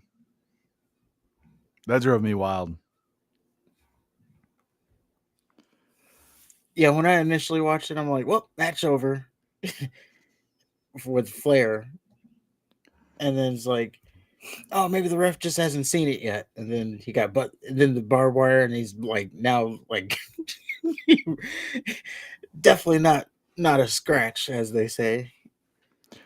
This kind of reminded me of when Hogan beat Sting clean, but then Bret Hart interfered, took out the ref, and helped Sting win. Yeah. Because Hogan clearly won that match. He won the match with the by making Flair bleed first. Then he won with the first leg drop. Then he won with the super leg drop. And that goddamn ref would not count the pin. But as soon as Flair got in the pinning position, boom, boom, boom. Yeah. And Flair didn't even say, "Oh, count pins." He said no scratches. Yeah, you kind of got the vibe that the ref was on Ric Flair's side. I think they have the worst referees ever. all started with Nick Patrick defecting to the evil NWO. They had Scott Dickinson helping Jericho fuck over Saturn. Now Saturn's a cross-dresser. Scott Dickinson ruined Perry Saturn's life. Yeah. And then now you have Little Nate fucking over Hollywood Hogan. Hate to see it. Well, there you have that. But I think it's time to get into a little bit of stories, as we do have some stories to cover. And as I pull up my sheet, we'll see where we will go first. While we do that, let me check the chat. No one's in here. That's good. We were up to 3. we had people in here, but yeah, they're not here now. But if you come in at this point, I don't know, feel free to hit the like and subscribe button. It does help the channel out, and we are continuing to grow. So there you go. And I've wasted enough time. Let's talk about some stories. Let's say we can start off with Chris Jericho. Speaking of Chris Jericho, as we just saw him in our retro review, Chris Jericho, apparently he is on his way out with AEW, and there is reports starting to circle that he will be returning to WWE. So we go to wrestlingnews.co, and it's their article that I believe they get from the Wrestling Observer, so Dave Meltzer's group over there. Oh, they The love headline Uncle says Dave. some people in AEW. Oh, yeah. Some people in AEW think Chris Jericho will return to WWE. The hell's this? What? Hold on. How?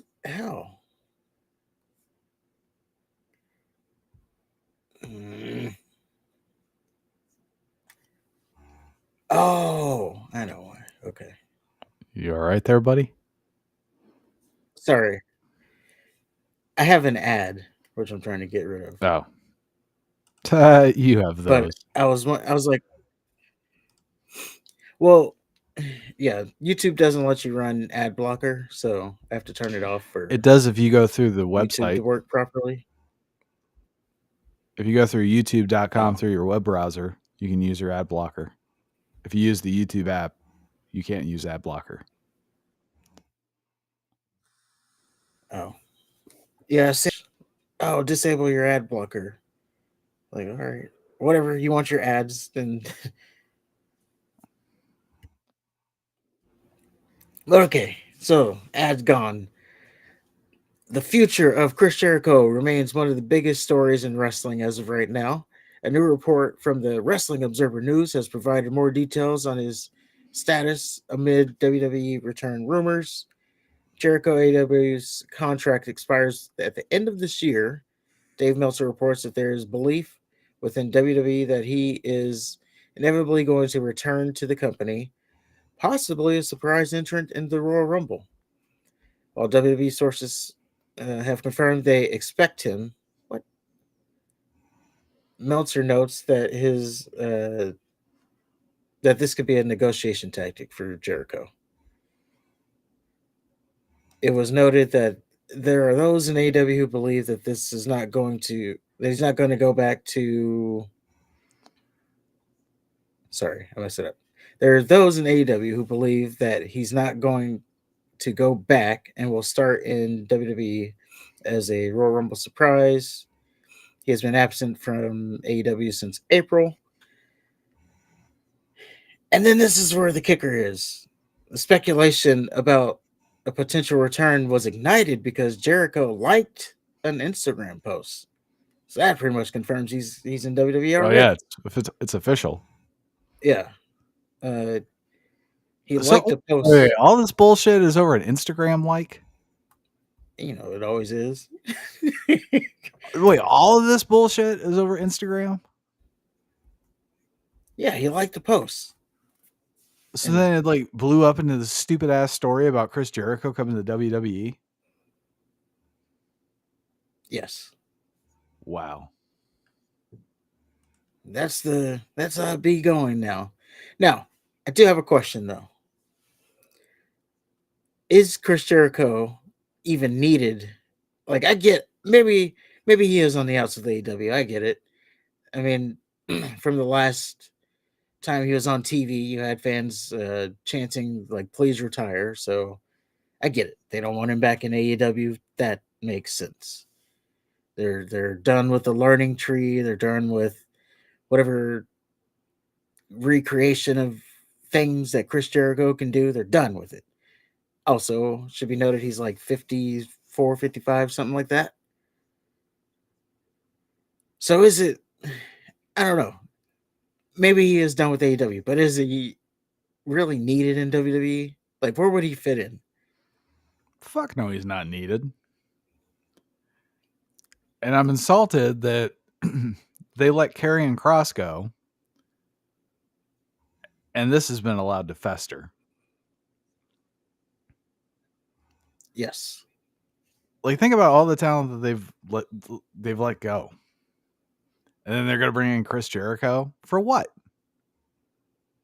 Just so he can be another company guy like Punk is? Well, my question is, how long does he even have Chris Jericho? Because again, he's 55, 56, Yeah. something like that. Let's just say he's damn near 60. He clearly at that age, you can't move like he used to move. No. So what more is he going to do? And who else, if you run down the card, like who else could he possibly feud with that's going to bring value? I have no idea. I don't Like want to see him feud with anybody. Like, is he gonna feud with Cody? Well, the only person I can think of was maybe The Miz, but they've already done that. Yeah. Maybe he could help get he could finally be the one to help get Austin Theory over. Well, if Cena can't do it, I don't think Jericho can. Well, you put him, I'm saying like in a faction with him, get him over time.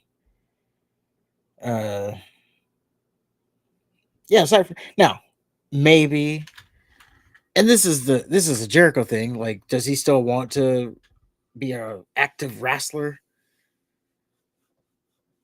I would assume we haven't heard him otherwise say that he's winding down his career. Well, if he comes to WWE, I don't think he's gonna be wrestling a whole lot. Clearly. Yeah, but he's still.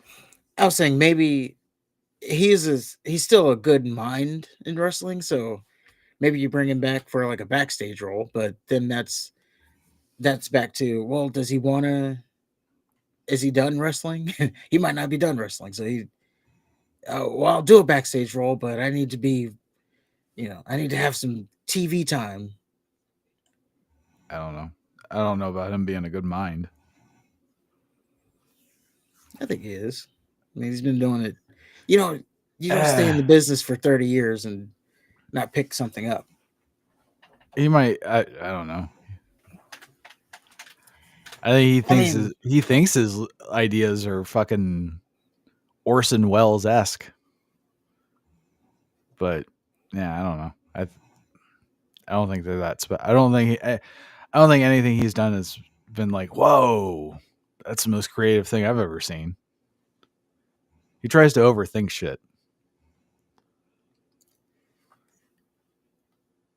True. But he's gonna, I don't know. Maybe he can create something else, bring back himself, because that is something he can do. Is just like recreate a character. But again, 55 years old. I don't know. I don't know how much value there is in ring left for him. What if they bring the learning tree? They could. That would lend credence to your whole Sterling character shit. No, we Yeah. don't want that Y2J guy. We want the learning tree. That's where the money is. I bet you they would do it, and it would go over more than it did in AEW. I don't know. I don't think so. Now, I'll be honest, I didn't watch it every week. So I don't really know how good or bad the learning tree thing was. I just know that he did it every week. Yeah. Well, I just know that they told him to retire. Yeah. But that could also have been the characters he was playing with, because the learning tree was like Brian Keith and Big Bill. I don't know. He tried to embrace it with a "Hi guys, I'm the obnoxious heel." Ugh. It wasn't working. I thought it was a little bit. Maybe for you, Like, but they're chanting, "Please retire." And he's like, "I can't retire because then you won't be able to see me." they were legitimately telling him to retire. They don't want to see him. Yes. And he's doing the Cena thing. And it's not working. So if he comes to WWE, he'll just be another cornball. But it would work more in WWE than it would in AEW. These are the same guess. people who ran Cody out of town. I think didn't he sign like a 10-year deal or some shit? Jericho? Yeah. I don't know. Apparently not, because they said he's done at the end of the year. I could have sworn he signed like some fucking long ass contract.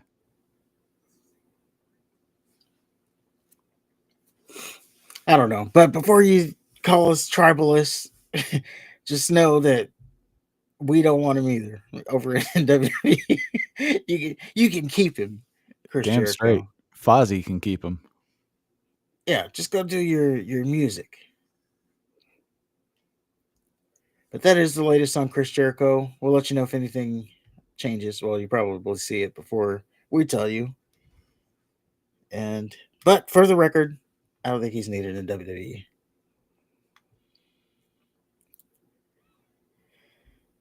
Next up, let's talk about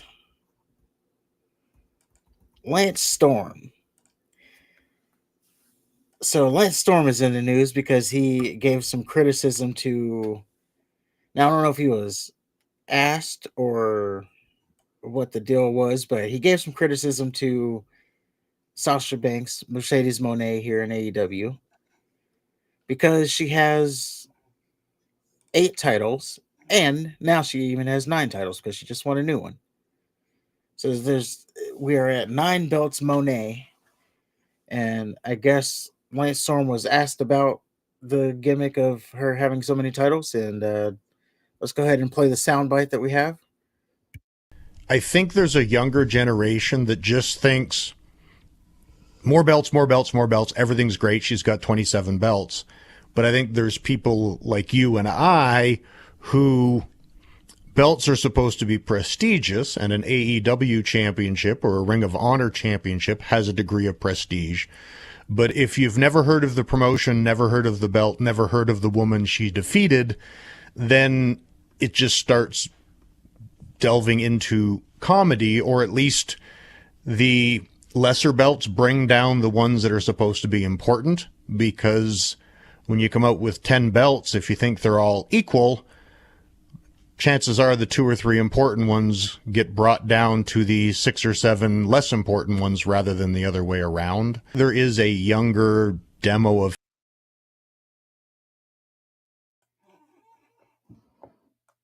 He's not wrong.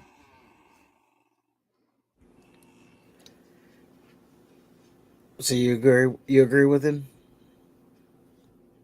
Yeah, if you beat a whole bunch of nobodies for their titles, what is that? I mean, that doesn't mean anything. If anything, that devalues your little prestigious title. Yes, I think he's on point here. I do think it's kind of funny coming from Lance Storm, who at one point held 3 titles and defended them all in the same night. Didn't he So, lose them all in the same night? uh, Or am I thinking of something I else? don't know if he, I don't know, but I know he defended them all at one point. Yeah, he defended all 3 titles in one night because it was like on a Dynamo. I'm sorry, it was on a Nitro, Okay. and he had to defend it 3 times, and he did. I remember him having all the belts.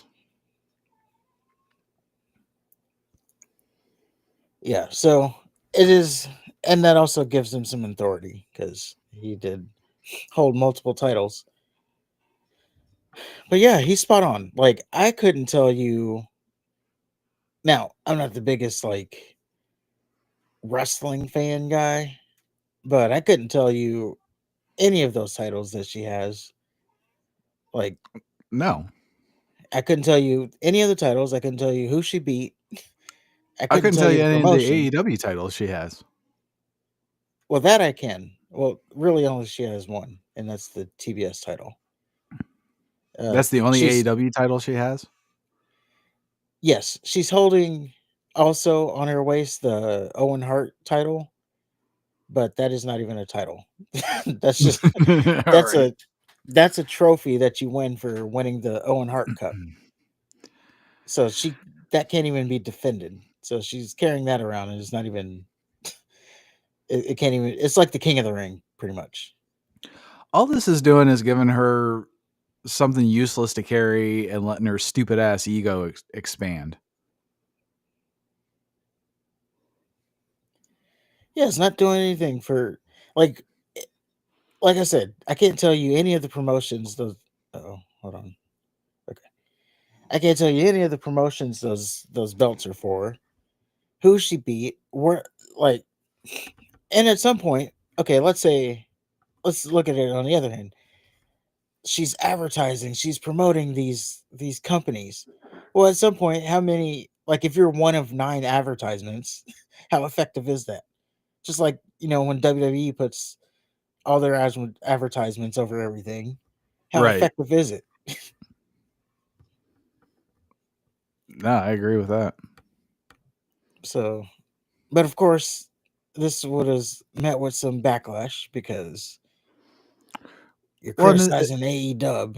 is Sasha a bigger star for having those 9 titles? Like, is she like the biggest thing in wrestling?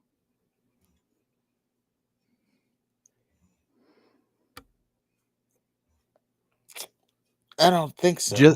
Just being newsworthy doesn't make you a big, big thing in wrestling. Yeah, and for the most part, yeah, it's not doing anything for any of the promotions. And she's gonna have to lose them at some point. Or maybe not. I don't know. Who knows? Who cares? But yeah, she's doing her thing. Good for her, by the way. If Sure. that's what she wants to do, and if she's enjoying her run and it's fulfilling her, that's what it's really about. She likes the smell of her own farts. Probably. Oh. But that's the Sasha Banks news there. And with that, we go into our next story.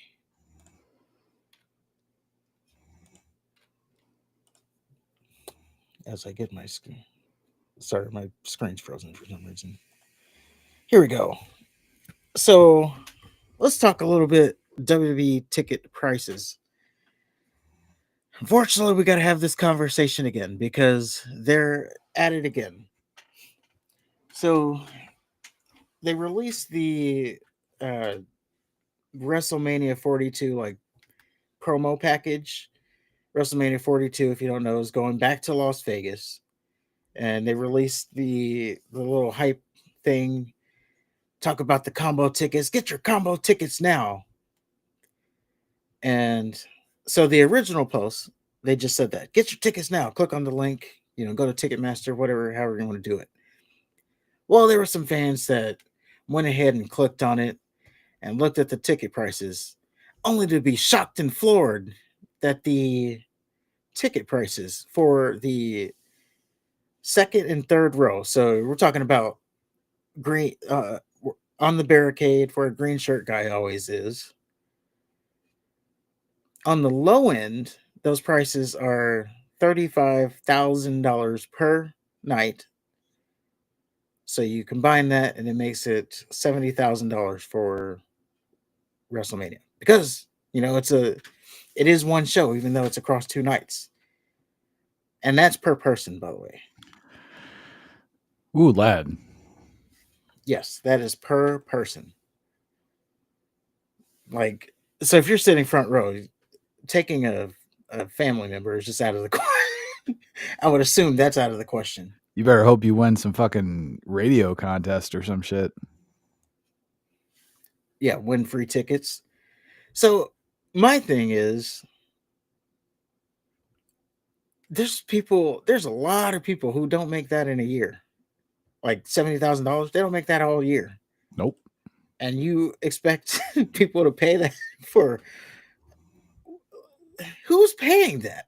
Like, you're even, let's say you did make that in a year. Do you got it like that where you can just miss $70,000 and justify it over? I'm saving up for WrestleMania, Ma. Yeah. And even if you're saving up, if you don't make that in a year, now you got to save up for like multiple years. I don't know, dude. Yeah, it's just the craziest. I blame the people that are fucking paying it to begin with, because they're obviously emboldened to set those prices because they think people will pay. And if people pay those prices, then they're not going to change their way of doing business. Yes. Now there is some follow up to it. And yes, it's clearly like we're getting to a point where it's clearly they're trying to turn it into the Super Bowl where the only people there are like businesses. They're trying to turn it into no pun intended, all elite wrestling promotion. Yeah, the only people that are going to be there are your businesses, are your like fat cat CEOs who care nothing about wrestling, Yep. celebrities, just so they can show them in the stands. Oh, Yeah. this is who's here watching. Yeah, so they can get their little ad reads. Oh, this is that fat guy who's doing a Netflix comedy thing. Well, the real fan who's there to see wrestling is all the way in the fucking back, the very last row. Even those are like $1,000 for the nosebleed. Jesus Christ. Yeah, I was like, I remember a time where like nosebleed, like nosebleed was like $15, and now they're like $1,000 tickets. Yep. Well, it depends on the what you were nosebleeding. Well, I'm talking about for wrestling. Oh yeah. Now, back when they used to come around in my area, it was only for Raws. Like there was no big events. I mean, they haven't had a big event here. They get them in San Antonio all the time, but not here. All Elite Wrestling's coming here soon. Oh, they've come over a couple times. I haven't gone, but yeah, I'm not going. But yeah, I don't want to get blood on me. Oh, that's what I was gonna say. So yeah, the people who are going. So you're gonna have your celebrities, of course, and you're gonna have your businesses, and then the only other people are going to be like the content creators, because they're going to go and then they're going to put, and I'm talking about like the fake ass reactors, because they're gonna go and then they're gonna, the algorithm showed me that they would put out their little videos. Oh, I've spent $10,000 on SummerSlam tickets. Oh, that's real relatable there.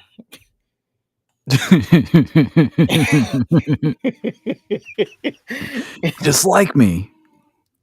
Yeah. Oh, I need you really. Come on, guys. I need you to like the video because I spent $10,000 on tickets. Like, sure. But they're gonna keep going because maybe they'll make content out of it or whatever. I just know the more these prices keep going up, the less I feel bad about not paying a single cent towards any of this shit. Especially when it sucks. It'd be one thing if it was good wrestling, or it was like the Stone Cold era, or Hogan versus Warrior, that type of shit. But no, the fucking product sucks. There's nobody interesting. The good people they kick out, or they just fucking diminish. They fucking elevate cartoons. They bring back has-beens to fucking fill a roster spot. Fuck everything. None of it is worth. There's not one thing that they have done in the last 2 years that is worth that price tag. Even a quarter of that goddamn price tag. The gall, the balls to just take a shit for 365 days a year and then expect people to pay that. Yeah. And what's worse is just in name value, they're going to probably get it. And then they're going to be out there touting, oh, it's the biggest gate. That's the thing. That's why Triple H won't fucking listen to the criticism. He's riding high on, oh, I'm making all this money. Don't need to listen to fucking critics. Even though I suck at my job, I'm making a whole bunch of money. It's all that matters. Yeah, and then you're gonna have and everybody talks about how wrestling's in a boom period right now because look at how much money they're making. But Well, there's no. is it? They're making so much money is because they're charging so much money. Right. They're Another expanding all example. this shit, but there's nothing to expand. They're not like expanding their fucking bread and butter. Yeah, another example. Not to the extent of 70K, but they had the AAA show this a couple weeks ago. They had the AAA show, Triple Mania. During the show, Mr. Iguana faced off with Finn Balor, and you had a moment where there was Layeska, the Iguana, versus Finn Balor's debuting Dementia or something, Oh, Dementio. God. I don't know, but it's the demon Finn Balor in puppet form. Okay, gets a pop, whatever. Oh, WWE that night has it up on the shop, WWE shop, for $100. Jesus Christ. A freaking puppet at $100. This is Finn Balor's puppet? Yes. And yes, they had it there. So people were like, if you were following online, people were like, oh, WWE's got to get that on the shop as soon as possible. Oh, they did. And then you saw the price tag. And then remember when they brought R-Truth back, and then his shirt was $50. That's crazy. And then expanding it even more. So they announced, and we had talked about this before, they had a show planned for September that they were going to counterbook AEW with. Well, they did it, and it is now, we now know it is WrestlePalooza. And the tickets for that thing, WrestlePalooza, the tickets for that, $6,000. Holy shit. So, and that's a, I guess we can assume that that's going to be like a B-level show. I don't know. That's going to be their first one on that ESPN thing, so they might put some extra sizzle on it. Oh, and that's another thing. They're going to they're moving to ESPN. We already knew that, but it's like, oh, by the way, that starts in September, not in May or August or whenever WrestleMania is, April. So now they expect us to go from paying uh Like $8 $8 for Peacock. Oh, by the way, now you got to pay $30 for ESPN. for shit. Because For you shit. know it's not going to be any better. Remember when they moved to Netflix? It was big. Yeah, they're gonna probably do the same thing. They're gonna hype it up. They're gonna pump it up. Once. Oh, by the way, speaking of that, there was also this news. I don't know if it's legit or not, but there's this news that the WWE is planning a draft. You know how they do the brand drafts, Yeah. but this time it's going to be on ESPN, and you're going to have ESPN personalities. Oh, Jesus Christ. Just think Stephen A. Smith. They're going to be announcing the draft picks. Oh, great. So they can pretend to be serious. Yeah. So you're gonna have ESPN personalities announcing the draft picks of wrestling people, and you know they're not gonna know. I mean, they're professionals, so I guess they'll do their research. But Wait till Shinsuke Nakamura comes up. yeah, like they're not gonna be in depth with it, but yeah, they're really climbing into bed with ESPN. And that'll be $30. $30. And since it's like a month out, that's what I was gonna say. So yeah, they'll probably pump up the show just like they did when they moved to Netflix. They'll stack the show up, and then a week later we'll be back to where we were.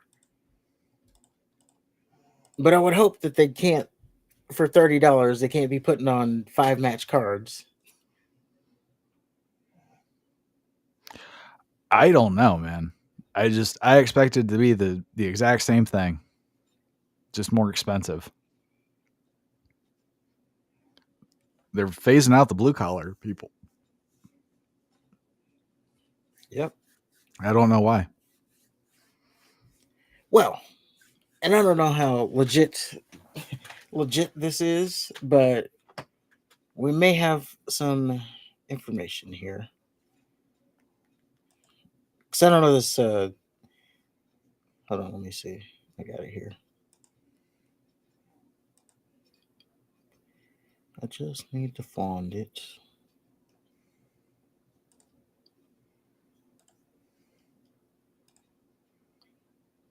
See if it's here.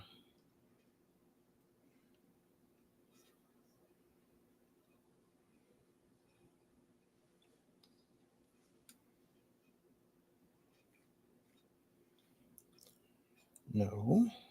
Okay.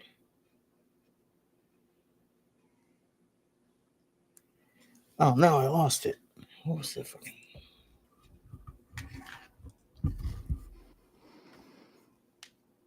What are you looking Hold for? on. So I saw this post that I was looking for. Okay, I found it. I'll drop the link here.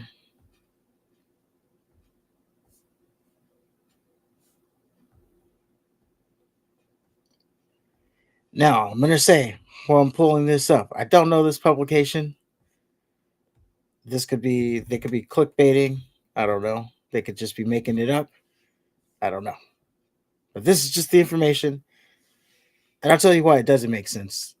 Why I have my little doubts about it. But so I found this.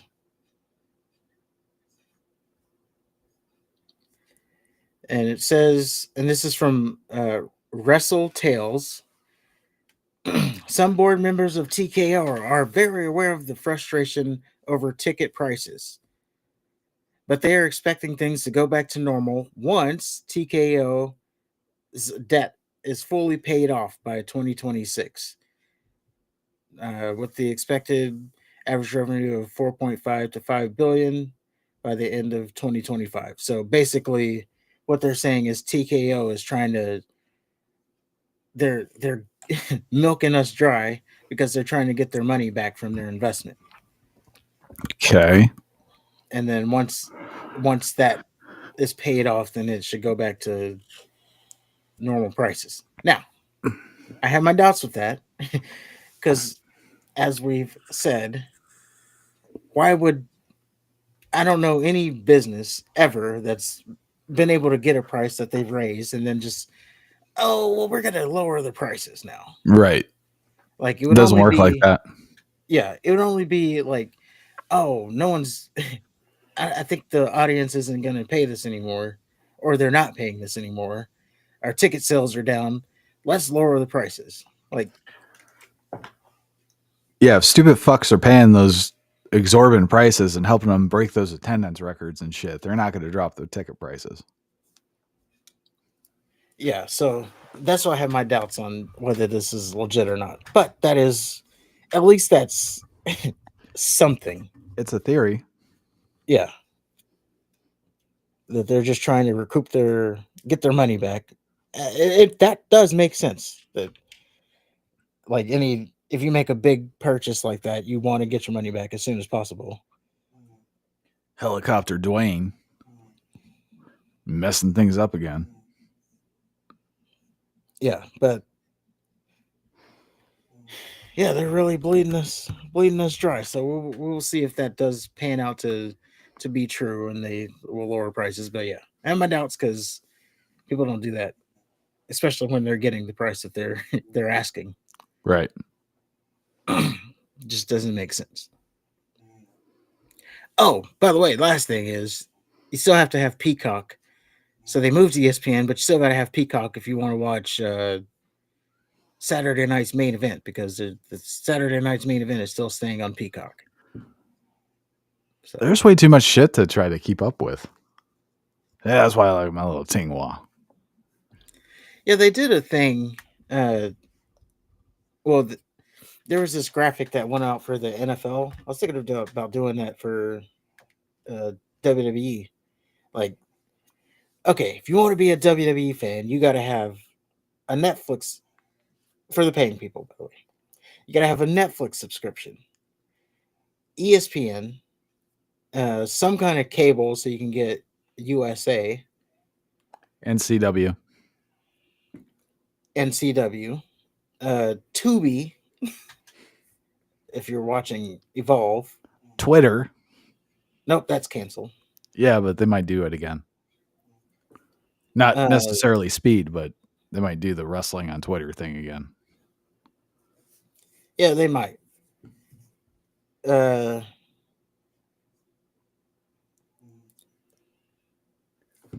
YouTube. What's that damn thing? Is it A&E or Yeah, A&E whoever? for the LFG shit. Yeah. If you want to watch that, you got to have that. So I guess that goes in with cable too. So you got to have a lot of services if you want to keep up with WWE. Now, if you're watching everything, like, come on, do something with your life. Right. But yeah, just Yeah, there to, you better be making money. yeah, but just to keep up with like the other things. Like, let's say you take out LFG, you take out 2B for Evolve. You still got to have cable because let's say if you're going to do main roster stuff. Oh yeah, you do have to have YouTube, but YouTube's free, so I guess it's not too much of an ask. Netflix, ESPN, Peacock, and then where's the library going? Because the video library, It's going to YouTube. That's the growing rumor. But I don't know why they would do that. Because they don't care. They don't care about the library, or they don't care about the fame. They don't care about the wrestling. So, just put it on YouTube. I mean, it would be a good thing because it'd be free. And that's also why I don't think it'll happen, because it'll be free. Well, they could put it on like YouTube Red or some shit. I don't think that's a thing anymore. I'm sure YouTube has a way for people to put shit behind a paywall. Oh, the membership? Yeah, they could. They have a membership, like you can pay it. Not like a YouTube membership, but like a Channel pay membership. Yeah, that. So then, yeah, And then they could do that and then put it behind that. there you go. Oh, just pay us $3.99 a month and you can get access to the library. I mean, they don't put too much emphasis on the library anyway, because just like the PlayStation with their library, they're like, I mean, no one goes back anyway, so that's what they think. And then here we are doing retro reviews. Right. It's because the retro shit's more interesting than current shit. Yeah, but their thought process is no one goes back and watches. I mean, especially like TV, the weekly TV show, like no one's going watching a 1997 Raw from November. We will one day. Yeah, it depends on where it goes. But I am keeping an eye on that, because that's the one thing. It's like, well, it is part of our thing, so I gotta see where it goes. Right. Or eventually this- gonna run out of pay-per-views. Yeah. Well, there's a lot. Yeah, I mean, we're not gonna run out anytime soon. Yeah, we don't. Between this, that, and then AEW, Oh yeah, we're doing that. there's I mean, we can get into like New Japan, which is That'll be crazy. 70 years or whatever in itself. Does Tinghua have New Japan? I'm sure they do.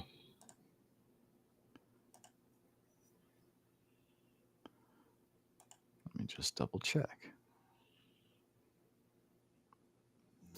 Got MMA collections. I just see AEW and WWE, ECW. I don't know. Oh, wait. New Japan. Okay, yeah, we can do something.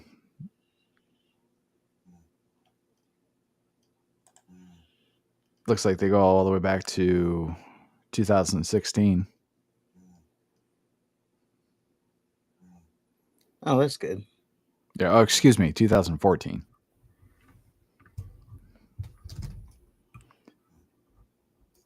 Yeah, we'll figure it out.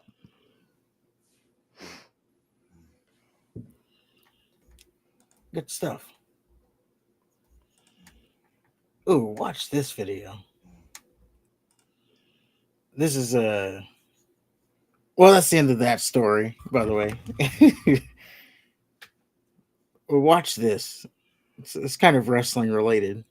Just popped up on the old algae. I don't know if we'll make a story out of it. It's just more so just to watch it. Okay. It's just the last one there. So this is Rampage Jackson's son. And apparently this is some redneck wrestler, professional wrestler. Oh, it's not Tank Abbott's son? No. Okay. Hey, I think that's a little. Oh, you don't sell it? Easy. He's not a fucking worker, bro. Calm down. Yeah, what the fuck was that? You're good. What the fuck was that? You don't sell it? Dude, he's not a fucking Bro. worker, bro. What the fuck was that? Hold on. I don't play that shit, bro. Oh, sorry about No, that, I will dude. fuck No, him we're up, good. bro. I know you will. No. We're good. We're good. I will Sorry fuck about him that. up, bro. I know you will.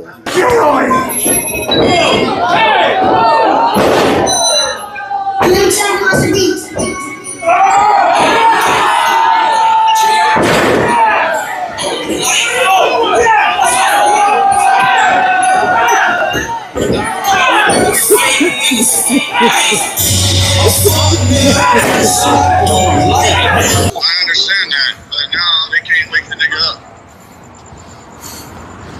He's fucking in the ring, fucking flatline, bro. Uh-oh. Turn it off. My bad. I didn't know that part of it. Did you hear that end of it? He's flatlined. Yeah. Oh, that's not funny. I just saw that it was Quentin Rampage Jackson's son and some drunk ass. I'm sure he woke up. He's probably good. Well, what? Okay. I don't know why they put him in a position to get attacked like that. I mean, he was going off on that dude too. He sure was. He was unloading.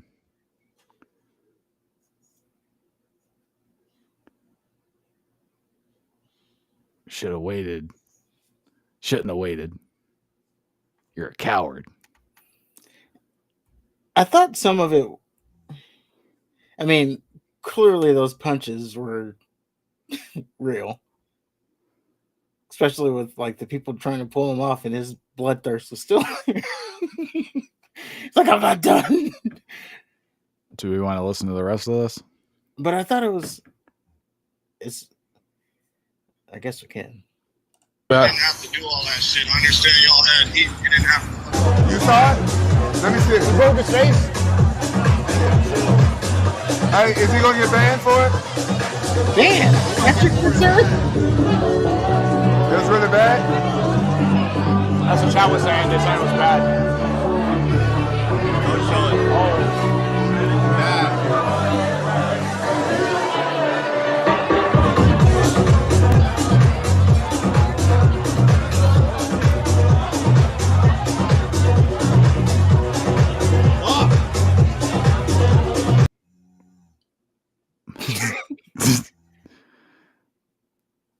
Rampage is a real one.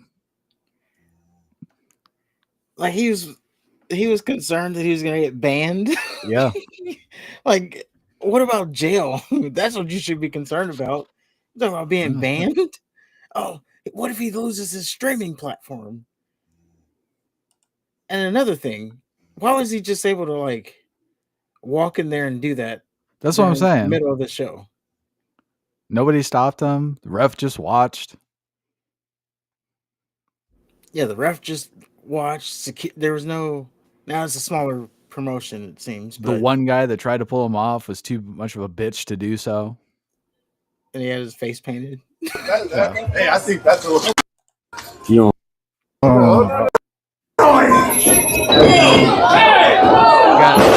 You got two people standing on the apron there. Look at the guy in the background. Like this guy. Look at that. Oh, stop it. And you got this guy not doing anything. This guy not doing anything. The littlest guy trying to pull him off. I understand. Maybe the ref thought it was part of the show. No, I think the 'Cause ref he wasn't really. The ref is a bitch and didn't do anything. Yeah, he didn't really do anything. He was just waving his hands like, I'm gonna disqualify you. But maybe he was part of he thought it was part of the show. No, I think he was too scared to do anything.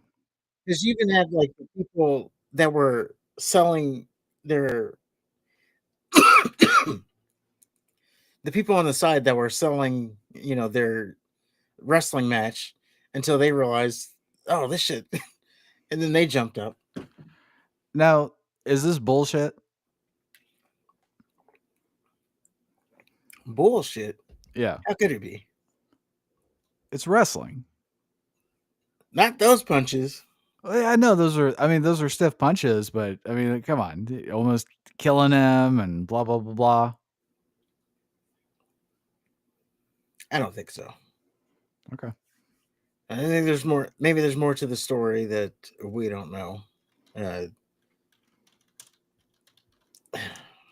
Of course, it happens on Kick. Kick just can't get out of the mud.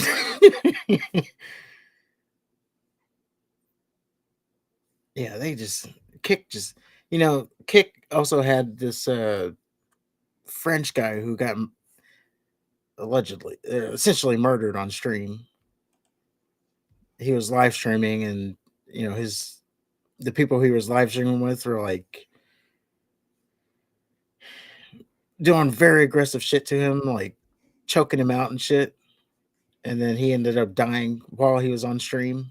Oh, good for him. Well, he died in his sleep, but yeah, he died on stream.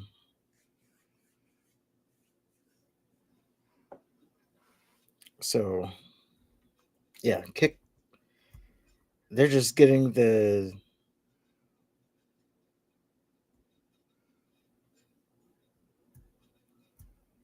I don't know. They just can't stay out of the mud. Kick. And the guy's name is Seiko Stu, the one who got beaten to a pulp there. Wow. Thoughts and prayers, I guess.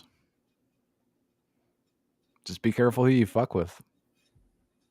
And if you're gonna wrestle for somebody, make sure that they have good security and they don't rely on some little guy to fucking keep you from getting your ass beat. Some little little juggalo. Yeah, they didn't have any security. That guy just walked. They just stood and watched. Yeah. There's like 4 people on the fucking apron. Lord knows how many people were actually like ringside. They just stood and watched. I think they're just as culpable as what's his face is. You can't just sit there with your fucking hands in your pocket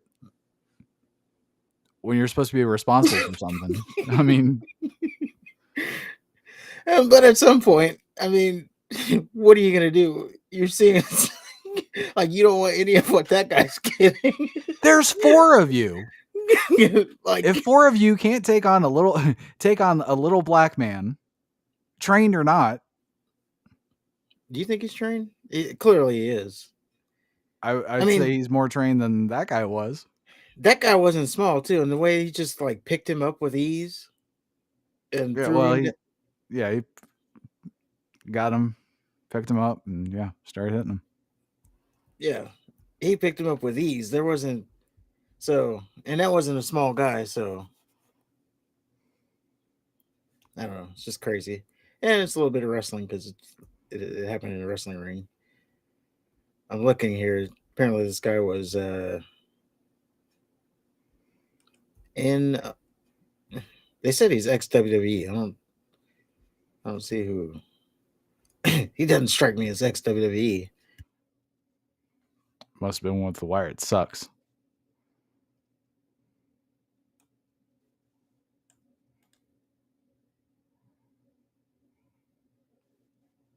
"20 unanswered punches before being forcibly ripped away by a swarm of other wrestlers. The first one to engage Rampage's son was the little juggalo, while 3 other motherfuckers just stood and watched.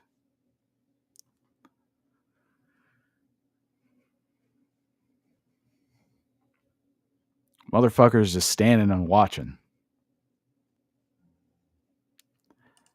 That makes me more upset than the actual incident.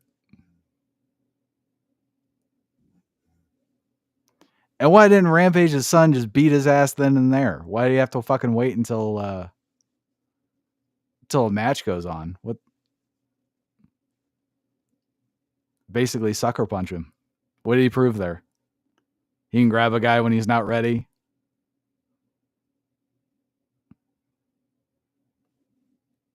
You're muted. Sorry. Yeah, that guy didn't really stand a chance. Like he never really got time to. No, he turned around, he got slammed, and then he got mounted.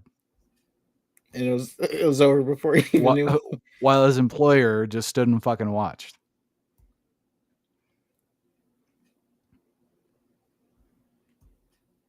And if this guy is such a badass, why didn't he beat his ass then and there when he fucking did the shit?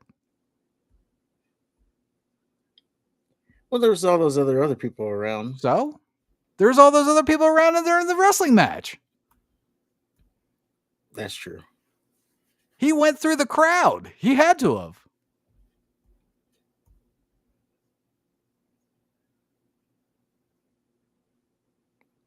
I don't know. I think that's a bitch move. From Rampage's son? Yeah, absolutely. Mm. You're not gonna tell me that you're a hard ass when you could have done something right then and there. And then you're gonna wait. You're gonna wait and sneak attack like a coward. You're gonna sneak attack. Yeah. Yeah, that's some craziness. But and a lot of people are saying this was some.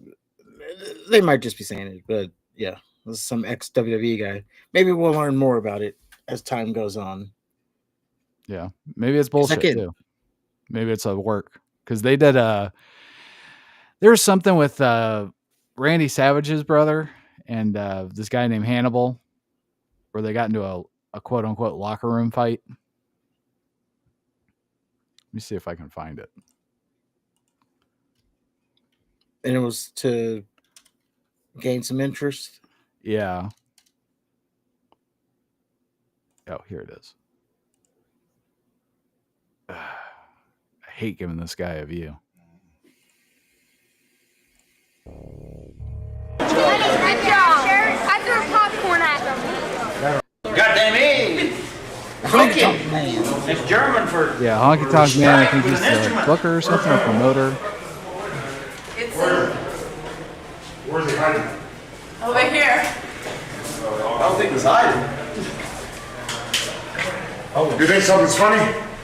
I'm 55 years old. Fuck him. Where are you? Which one's Macho Man's brother? Is it that guy? Yeah. Hey, you piece of shit.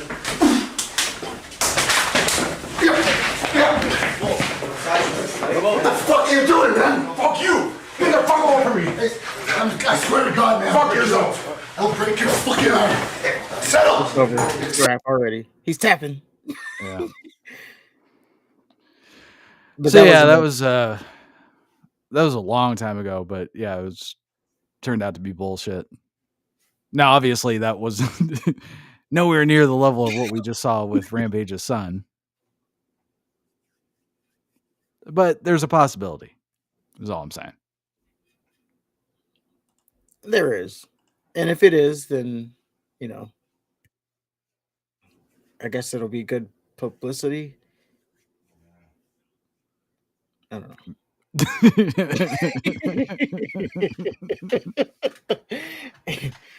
But yes, another person goes out on Twitch, and now, yeah, that happened. But on that note, that is all I have for us. So that is it for the show. Do we have another year? No. So I'm not closing to anybody. So fuck all y'all. I'll do it anyway. If you agree with anything, let us know in the comments below. If you disagree with anything, let us know in the comments below. Hit the like button, hit the subscribe button to all our social medias that we don't post to. Yeah. And is there anything else? Just have a good night. And survey says one more for the good guys.